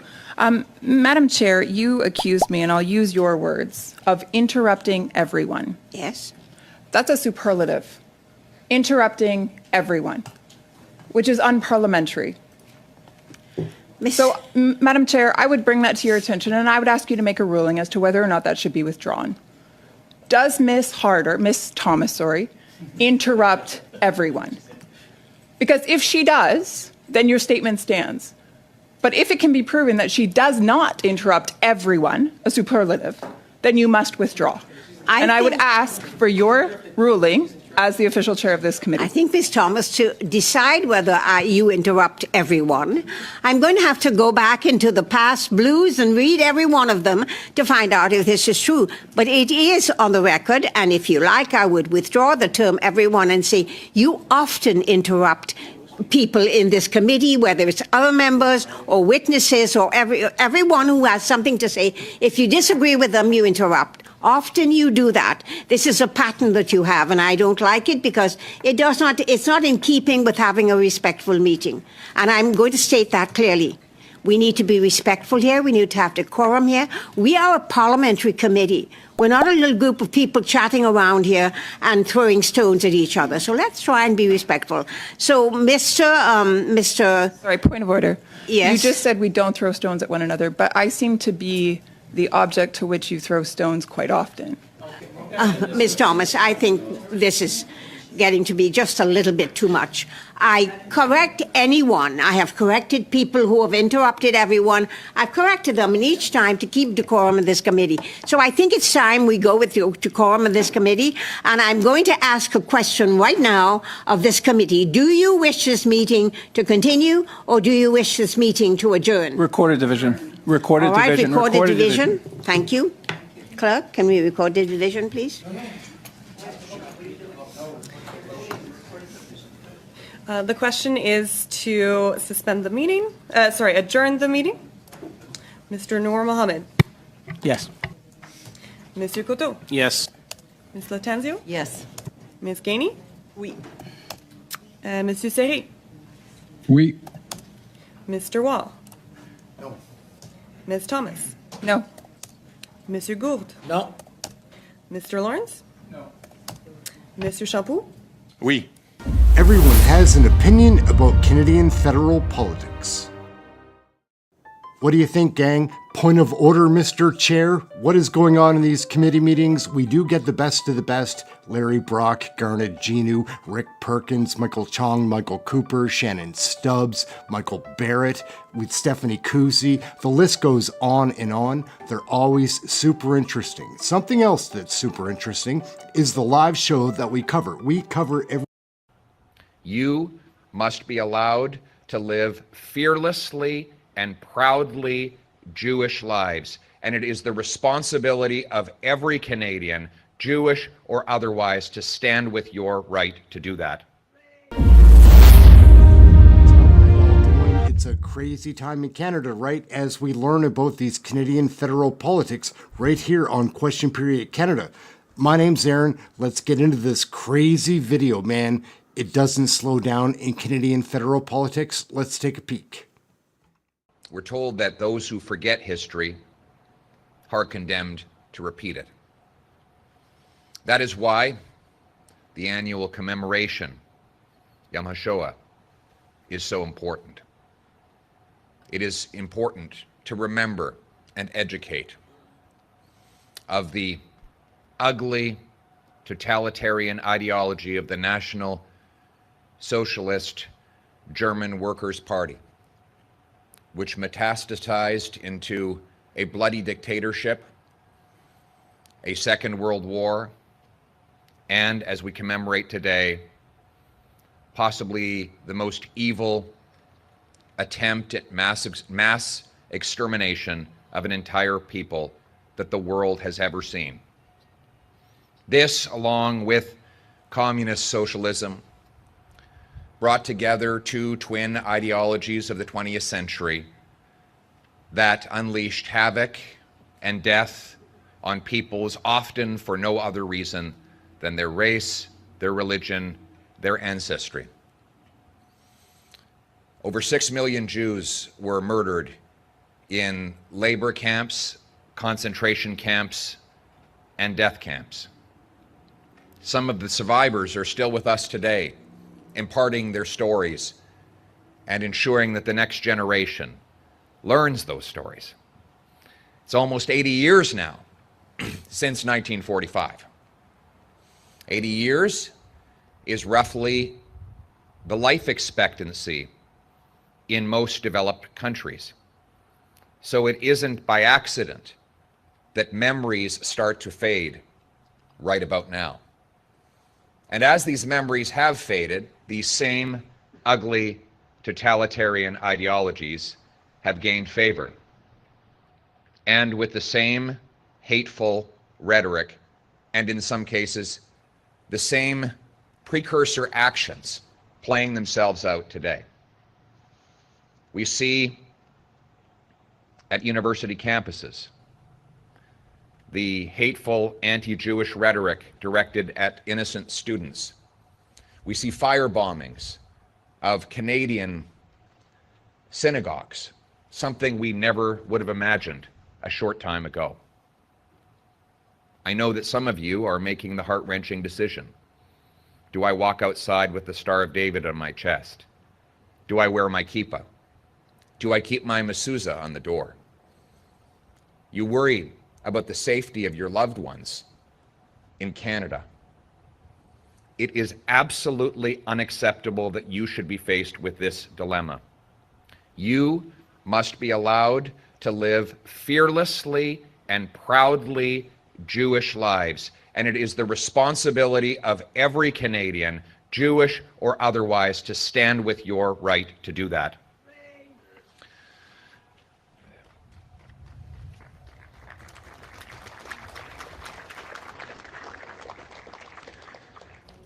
The hatred that we see in our streets, of course, has been amplified by the genocidal attacks of Hamas on October the 7th, almost 7 months ago.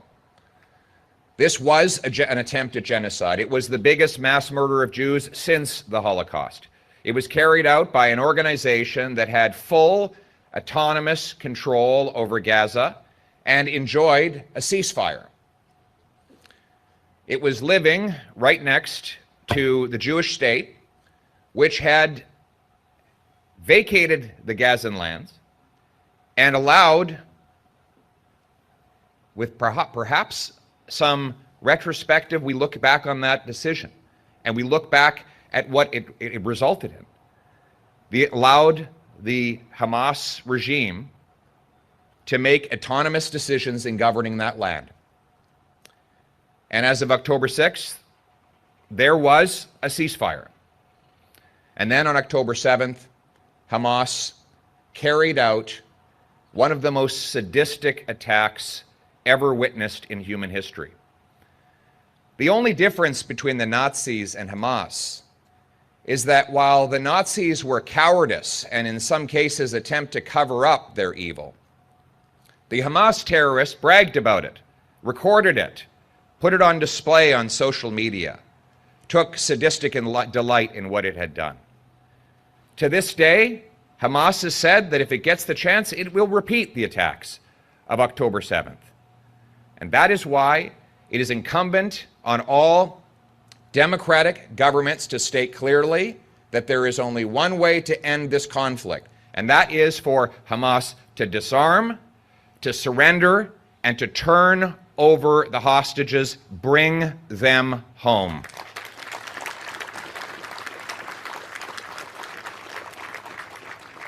Here in Canada, we must do more than speak the right words. Never again requires action, real action. It is appalling that 4 years after the anti-Semitic and genocidal terrorist group, the IRGC, killed 55 Canadians in the PS 752 attack, and 7 months after that same terrorist group helped coordinate Hamas's attack on Israel, the IRGC still operates legally in Canada with 700 agents on the ground. We must immediately criminalize and list the IRGC as terrorists today. We must establish a foreign influence registry to identify all the foreign agents that foment disagreement and division on the ground, and those that work for the Iranian regime must be exposed.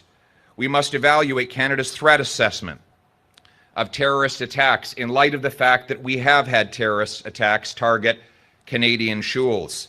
We must remove red tape and speed up access to the security infrastructure program so that we can defend all places of worship, Jewish and otherwise, against terrorist attacks. We must coordinate all law enforcement and intelligence bodies in one unified task force so that they can share information on imminent strikes so that those can be interrupted before they metastasize into a murderous attack. And we must condemn and defeat the ugly 20th century ideologies that are recurring again. It is worth noting that hate crimes between 2015 and 2022 had already risen by over 160%.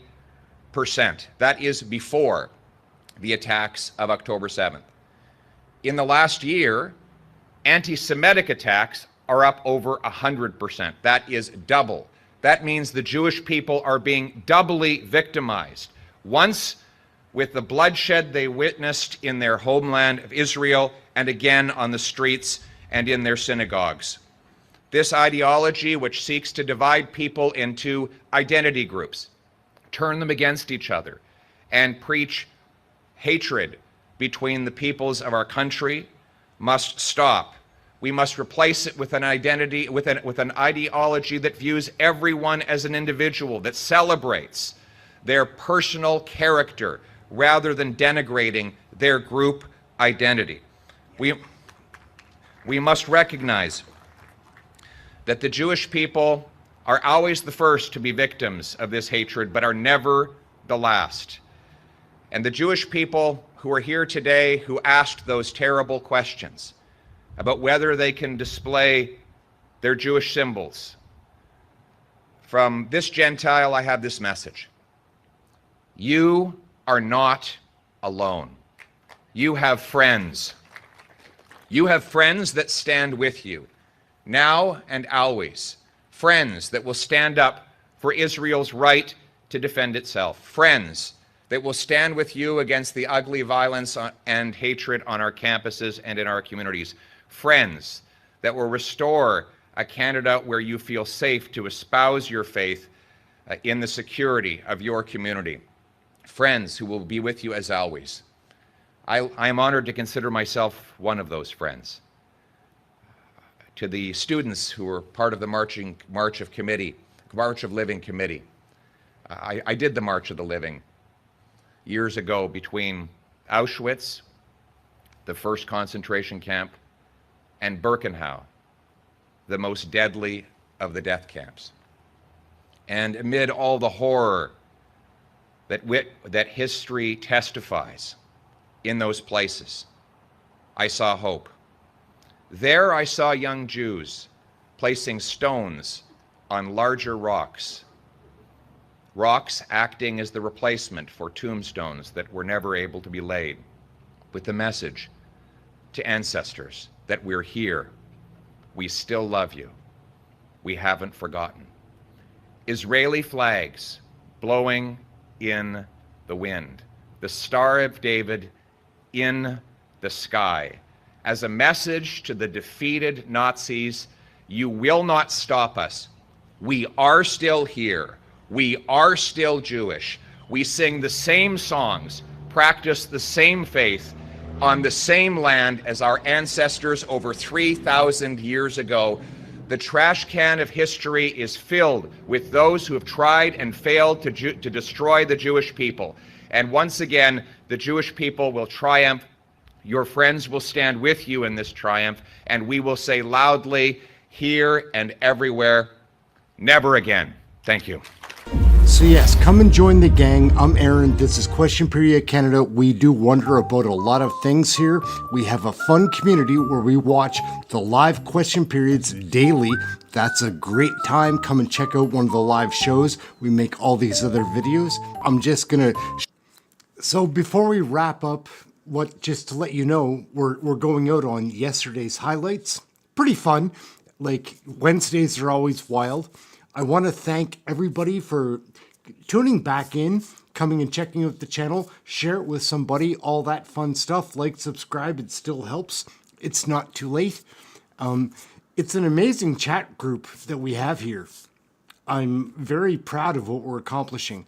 Anyhow, we're going to drop into the highlights, guys. We're from yesterday. They're pretty fun. Like, Wednesdays are wild. Anyhow, we're into that. Thank you all so much. New people that are to the channel, welcome. Thank you. Come back. We do this every day.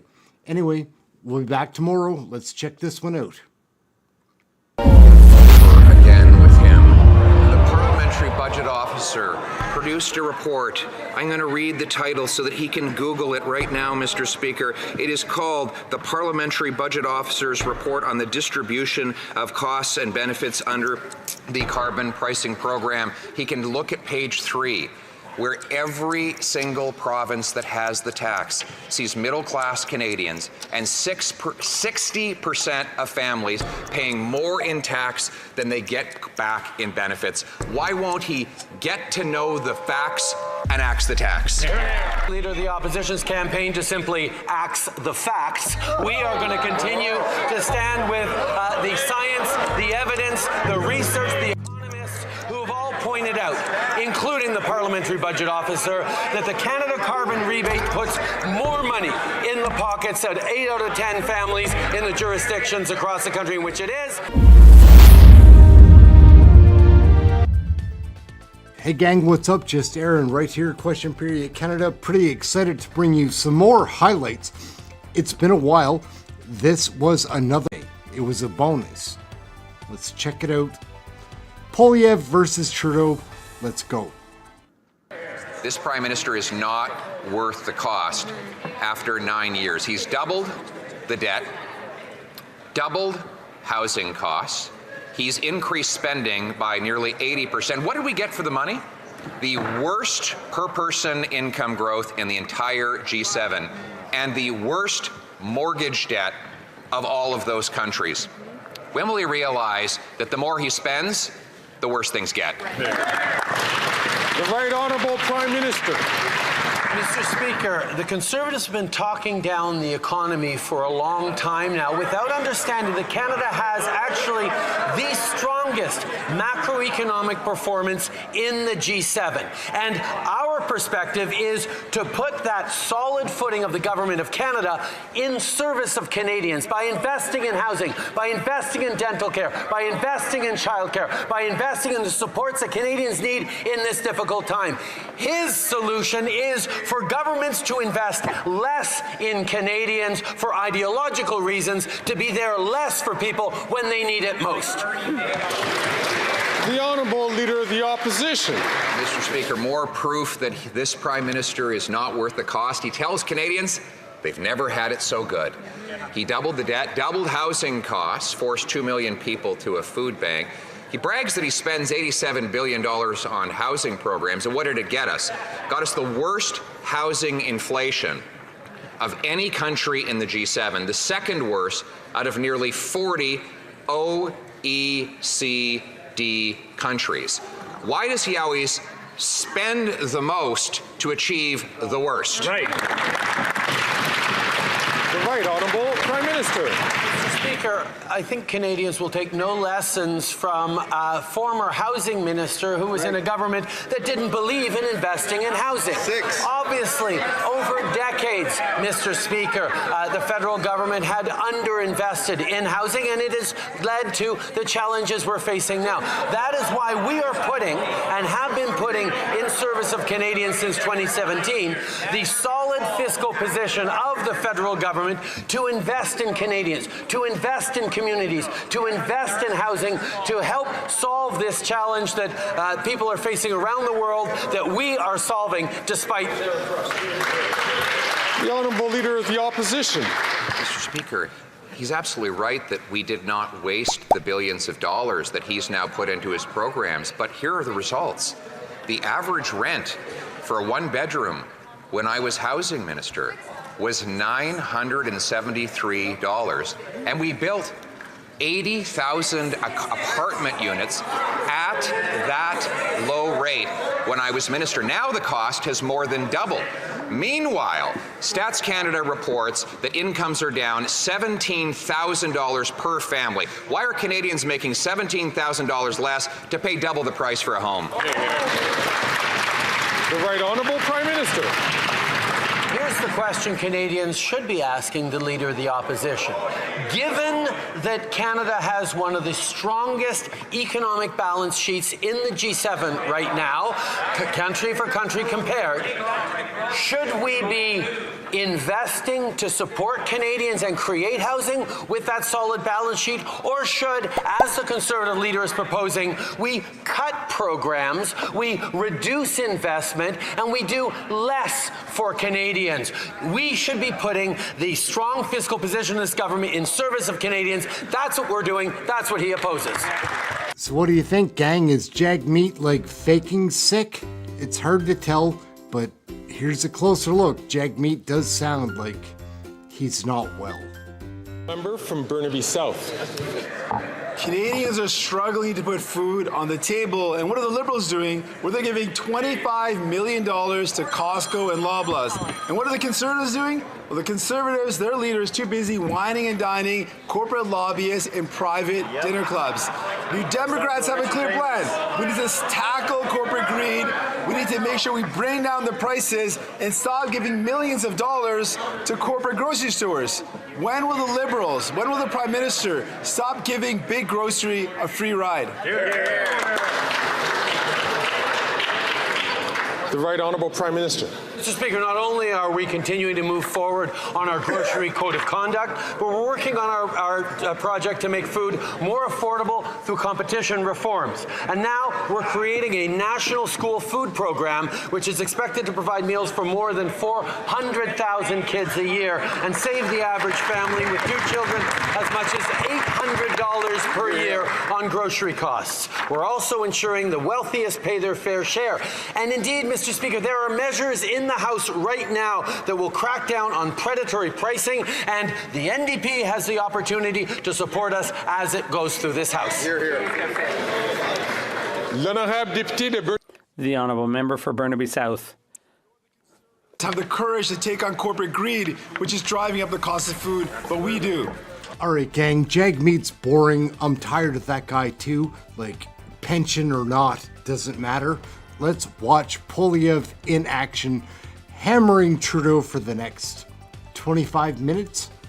Let's go, because Poilievre has a lot of punches to pull, if you know what I'm saying. Let's take a peek. The NDP leader was just asking about why the Prime Minister gave tens of millions of dollars in corporate handouts to powerful grocery chains. So the answer, of course, is that he voted to let the Prime Minister do that. Not a single penny of that money could have gone without the vote of the NDP coalition partner. But we learned something else, that this might have been due to the influence of the NDP leader's spokesman and brother, whose company is a lobbyist for Metro. Would the Prime Minister support an investigation into whether or not the NDP leader's spokesman and brother has been unduly influencing the leader of the NDP? The Right Honourable Prime...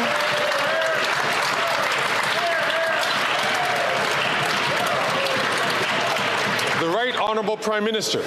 Mr. Speaker, we can see very clearly that all the stories out about the lobbyists' connections with the Leader of the Opposition are actually hurting the Leader of the Opposition, which is why he's asking those questions of the NDP. But he has an opportunity right now, Mr. Speaker, to make it clear that he stands with Canadians and stands to ask the wealthiest to pay a little more by announcing now that he will support our measure on increasing the capital gains imposition on Canadians, asking the wealthiest to pay a little bit more. He has dodged that question since the budget came out. Does he support the increase on the capital gains inclusion rate? The Honourable Leader of the Opposition. Mr. Speaker, I do support the Prime Minister paying more tax on the trust fund where he sheltered all of his money. Absolutely. He doesn't, unfortunately, support his own policies. That's why he won't put them into a budget bill. But one tax he is increasing is the carbon tax on food. He's doing it with the help of the NDP. We already have the second highest carbon tax in the entire developed world. And yet, if the NDP Liberal government is re-elected, they plan to quadruple that tax to 61 cents a litre on the farmers and truckers who bring us our food. How will Canadians afford to eat, heat, and house themselves? The Right Honourable Prime Minister. Once again, Canadians saw that he avoided pronouncing on whether or not he supports our increase to the capital gains inclusions rate.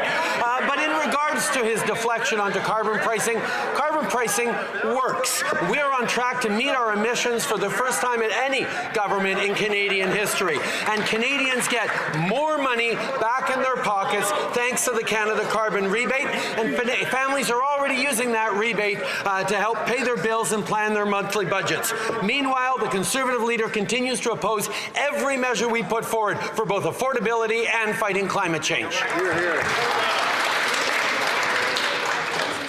The Honourable Leader of the Opposition. Mr. Speaker, this Prime Minister, just like his carbon tax, is not worth the cost. The tax is already up to 17 cents a litre, higher than he promised it would go. And he plans to quadruple it further to 61 cents a litre. This after it is a proven environmental failure. Canada ranks 62nd out of 67 countries when it comes to fighting climate change. And this is precisely because what he has is a tax plan and not an environmental plan. Will he stop? Why won't he adopt our common sense plan for technology and not taxes? The Right Honourable Prime Minister. Mr. Speaker, if the Leader of the Opposition wants to present an actual plan to fight climate change, we'd love to see it. But he has refused to take any measure to fight climate change, period. He even doesn't recognize that pollution has a cost, which will only keep rising if we don't fight climate change, with extreme weather events and health impacts increasingly impacting on Canadians. Indeed, the Conservative leader thinks it should be free to pollute, and that we shouldn't be giving more money to Canadians through the Canada Carbon Rebate. We will continue to have an effective plan to fight climate change that is reducing emissions and putting more money back in Canadians' pockets with the CCR. The Honourable Leader of the Opposition. Mr. Speaker, since the Prime Minister introduced his carbon tax on the farmers who grow the food and the truckers who ship the food, it has raised the price on all who buy the food, with a record-smashing 2 million visits to food banks every single year. 50% of Canadians buying food past best before dates. 20% of them have gotten sick as a result of it. The Prime Minister promised that he was going to help the middle class and those working hard to join it. Now, the so-called middle class can't afford food and homes. Is that what he meant by help? Yeah. The Right Honourable Prime Minister. Speaker, according to the Parliamentary Budget Officer, 8 out of 10 Canadians, middle-income and lower-income Canadians primarily, do better with the Canada Carbon Rebate that lands in their bank accounts 4 times a year because of the price of pollution. But if the leader opposite actually cared about affordability and supporting vulnerable Canadians, he'd be standing up to support our measure on dental care, which has now delivered dental care to 30,000 vulnerable seniors across this country already in just a few weeks. He would be supporting our initiatives to help families. He'd be supporting our initiatives to help with childcare. The Honourable Leader of the Opposition. Oh, we have to do this all over again with him. The Parliamentary Budget Officer produced a report. I'm going to read the title so that he can Google it right now, Mr. Speaker. It is called the Parliamentary Budget Officer's Report on the Distribution of Costs and Benefits under the Carbon Pricing Program. He can look at page 3. Where every single province that has the tax sees middle-class Canadians and 60% of families paying more in tax than they get back in benefits. Why won't he get to know the facts and axe the tax? The Right Honourable Prime Minister. As opposed to the Leader of the Opposition's campaign to simply axe the facts, we are going to continue to stand with the science, the evidence, the research, the economists who have all pointed out, including the Parliamentary Budget Officer, that the Canada Carbon Rebate puts more money in the pockets of 8 out of 10 families in the jurisdictions across the country in which it is, and is effective in bringing down our emissions while creating economic growth as we invest in cleaner technology and good jobs and careers for the future. We have a plan for the economy and the environment. He does not. I'm going to ask members, please. I know sometimes that members don't like hearing the question or the answer, but I'm asking all members, please, the only one who is standing up to, recognized by the Speaker, has the right to stand up and to ask the question. The Honourable Leader of the Opposition. Mr. Speaker, with his comedy routine, I was going to say that he shouldn't quit his day job, but actually, he should quit his day job.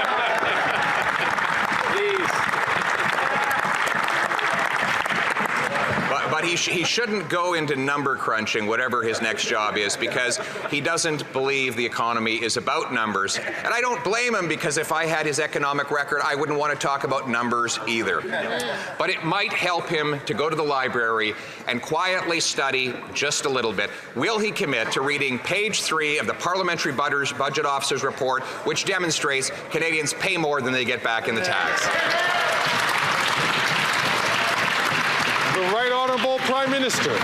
Mr. Speaker, the Parliamentary Budget Officer and far many more experts and economists have clearly demonstrated that the money that returns to Canadians through the Canada Carbon Rebate 4 times a year is greater than 8 out of 10 Canadians pay every year with the price on pollution. Those are the simple facts, Mr. Speaker. We will continue to invest in Canadians. We will continue to support with affordability. We will continue to put the best balance sheet in the G7 in the service of Canadians through investments and support, unlike the cuts he's proposing. Hear, hear. So, gang, this is the final round now. Like, Trudeau and Poilievre, you can tell they don't like each other, obviously, but they're mano a mano, tete-a-tete, I guess. And what do you think? Like, who's winning these arguments? It would seem to me that the polls indicate that Canadians seem to think that it's Poilievre winning these arguments, not Trudeau. What do you think? Leave it in the comments. Why do you think that? Like, what? Just share it in the comments. Like, best thing to do. Relieve yourself there. That's a good spot. Anyhow, here goes Trudeau and Poilievre head to head, mano a mano, tete-a-tete. Across the country that has just failed in BC. He's now just announced he plans to spend even more tax dollars on narcotic opioids. According to the Vancouver Chief of Police, 50% of the recovered hydromorphone was originated with government programs handing it out as so-called safe supply. This program has led to a 166% increase in drug deaths across the country since it was brought in. Why won't he accept my common sense plan to stop giving out deadly drugs and start giving out treatment? The Right Honourable Prime Minister. Mr. Speaker, the Leader of the Opposition proposes to return to the failed Harper-era approaches on opioids that their own former advisor, Benjamin Perrin, called obsolete and immoral. Mr. Speaker, over the past number of years, we've invested in a compassionate, science-based, evidence-grounded approach that includes harm reduction, that includes approaching with a public health lens on this. It also includes investing in housing, in mental health supports, in frontline workers, in addiction treatment and recovery programs. These are the things that move us forward, Mr. Speaker. The Honourable Leader of the Opposition. Mr. Speaker, when we were in government, there were 60% fewer overdose deaths. This problem accelerated after he brought in these radical programs that are not done anywhere else to give corrupt pharmaceutical companies money to hand out more drugs. David McAvoy, an addiction outreach worker right here in Ottawa, says that he witnesses the so-called safe supply clients diverting their taxpayer-funded drugs to the black market, and that they are given, quote, an insane quantity of drugs. Will the Prime Minister stop giving out insane quantities of heroin-grade opioids and start bringing treatment so we can bring our loved ones home drug-free? The Right Honourable Prime Minister. Mr. Speaker, I don't know that any Canadian would think that adding more ideology to our approach to public health, dealing with the opioids epidemic, is a solution, and yet that's the only thing that the Conservative Party seems to offer. We will continue to be grounded in a compassionate, science-based approach that works with local partners, that attempts to provide the kinds of wraparound services, whether it's housing, whether it's healthcare, whether it's addiction treatment and recovery, whether it's culturally appropriate services for those who need it. We will continue to be there to help heal people, not imprison them. The Honourable Leader of the Opposition. They are there to help kill people right now. That's exactly what they are doing. And, Mr. Speaker,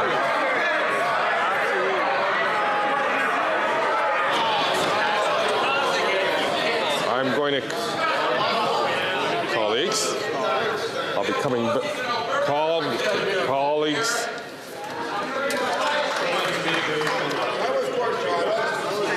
We are going to, the Speaker will come back to this issue. I'll allow the Honourable Member to continue his questions. 24 seconds on the clock. not only is his policy killing people, but this Prime Minister is by far the most radical ideologue who's ever occupied that job. Yes. But always with these radical policies comes profiteering.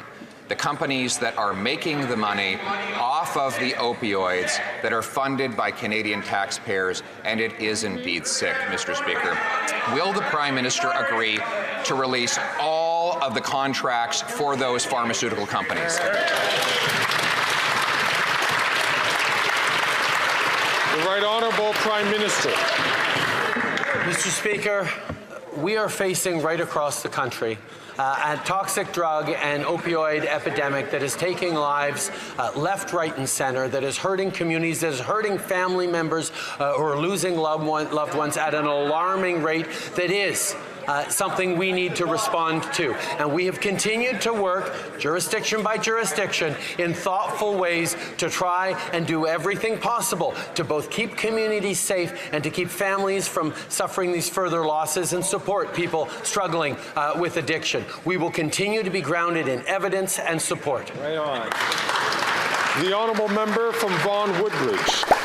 Mr. Speaker, as you know, more Canadians are now renting than ever before. These renters, many of whom are seniors or on fixed incomes, face rising rents and rent eviction threats. Can the Prime Minister tell this House what our government is doing to help them stay?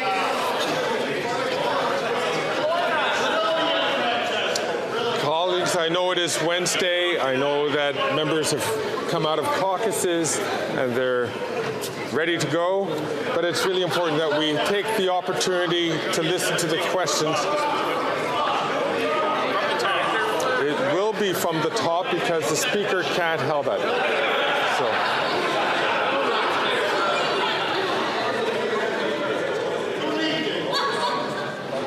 The Honourable Member from Vaughan Woodbridge from the top, please. Mr. Speaker, if I can make a point of order. No, the Honourable Member is an experienced member. He knows that there are no points of order during question period. The honourable member can raise a point of order after question period. The honourable member from Vaughan Ridgebridge from the top, please. Mr. Speaker, as you know, more Canadians are now renting than ever before. These renters, many of whom are seniors or on fixed incomes, face rising rents and rent eviction threats. Can the Prime Minister tell this House what our government is doing to help them stay in their homes and enjoy affordable and stable accommodation? The Right Honourable Prime Minister. Mr. Speaker, I agree with the member for Vaughan Ridgebridge that more needs to be done for renters. That's why we're unlocking well over 600,000 new rental homes across the country for the middle class, investing $1.5 billion to keep affordable apartments affordable, and introducing a new Renters' Bill of Rights to protect renters. The Leader of the Opposition doesn't seem to worry about renters. He was housing minister in a government that pulled out of housing, and now he wants to raise the taxes on apartment construction and continues to delay debate on his own housing proposal because he knows it doesn't measure up. We will not rest until we level the playing field for renters. The Honourable Leader of the Opposition. After 9 years, this Prime Minister is not worth the corporate crime and corruption. According to the Criminal Intelligence Service, there is $113 billion a year of money laundering. That's the equivalent of twice the entire GDP of Nova Scotia. And that money laundering, all of it here in Canada, drives up housing costs, it pays for drugs and stolen cars. Why is it that the Americans had to be the ones to catch TD and charge them with money laundering linked to fentanyl? Why didn't our federal government crack down on that? So, gang, what do you think? Pretty interesting day in the House of Commons, right? Like, they all are interesting days in the House of Commons. Somehow, we find a way here on Question Period Canada to find a way to show you in trying to find out and come and check that. I'm just learning. Whatever. Come check it out. I'm all here to teach you better. What information do you need? Anyways, I'm Ehren. This is Question Period Canada. We're going to get out of here for this video. Catch you next time. Thank you for watching this one. And we'll see you in the next video. Like, subscribe, share, do all that fun stuff. Check out one of these videos that are floating around. All right.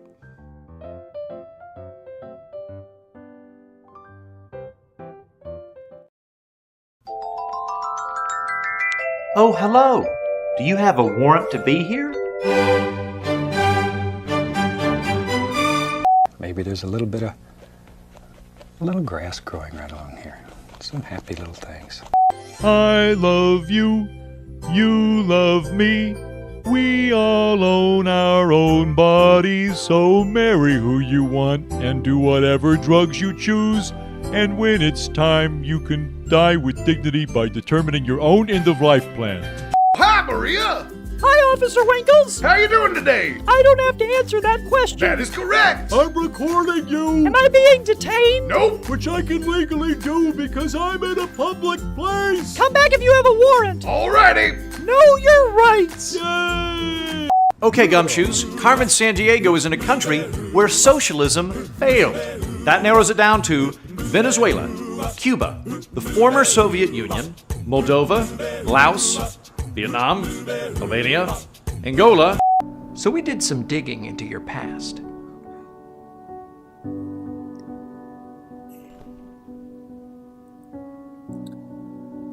Oh, the suspense is killing me! But we still haven't solved the case, Holmes. Why is marijuana a Schedule I drug? Elementary, my dear Watson. Nixon and racism. What? You okay? I don't know.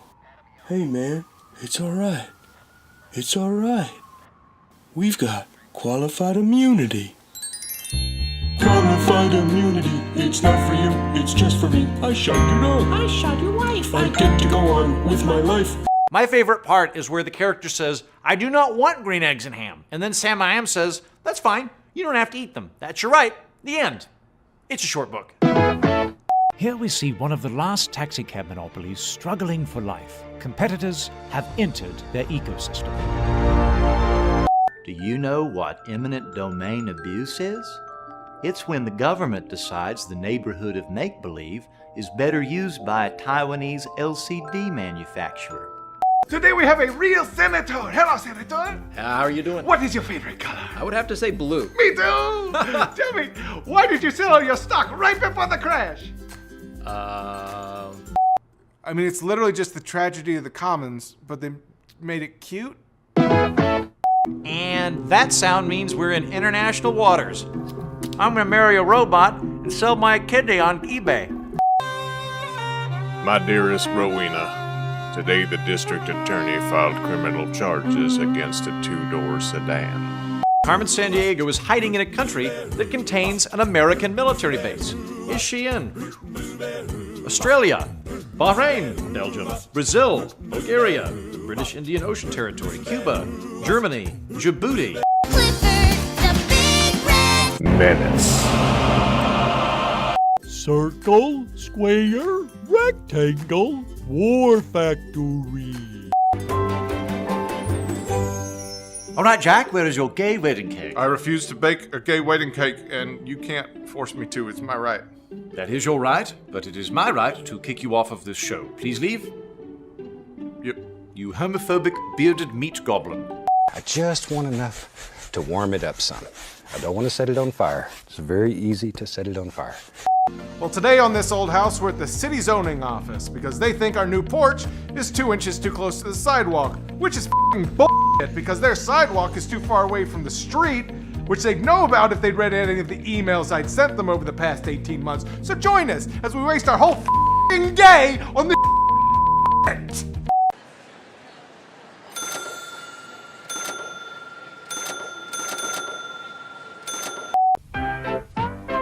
The premiere of Thomas the High-Speed Rail has been delayed again. And at the 10 Bitcoin level, you receive a handsome tote bag. Quack! Good one! Quiet! Very good! Queen! What else starts with the letter Q? Space lasers. Oh! John Podesta and Hillary Clinton had an email exchange about hot dogs. Where do we get these puppets? It's a beautiful day in the neighborhood, and you have a right to defend your house with firearms. With firearms.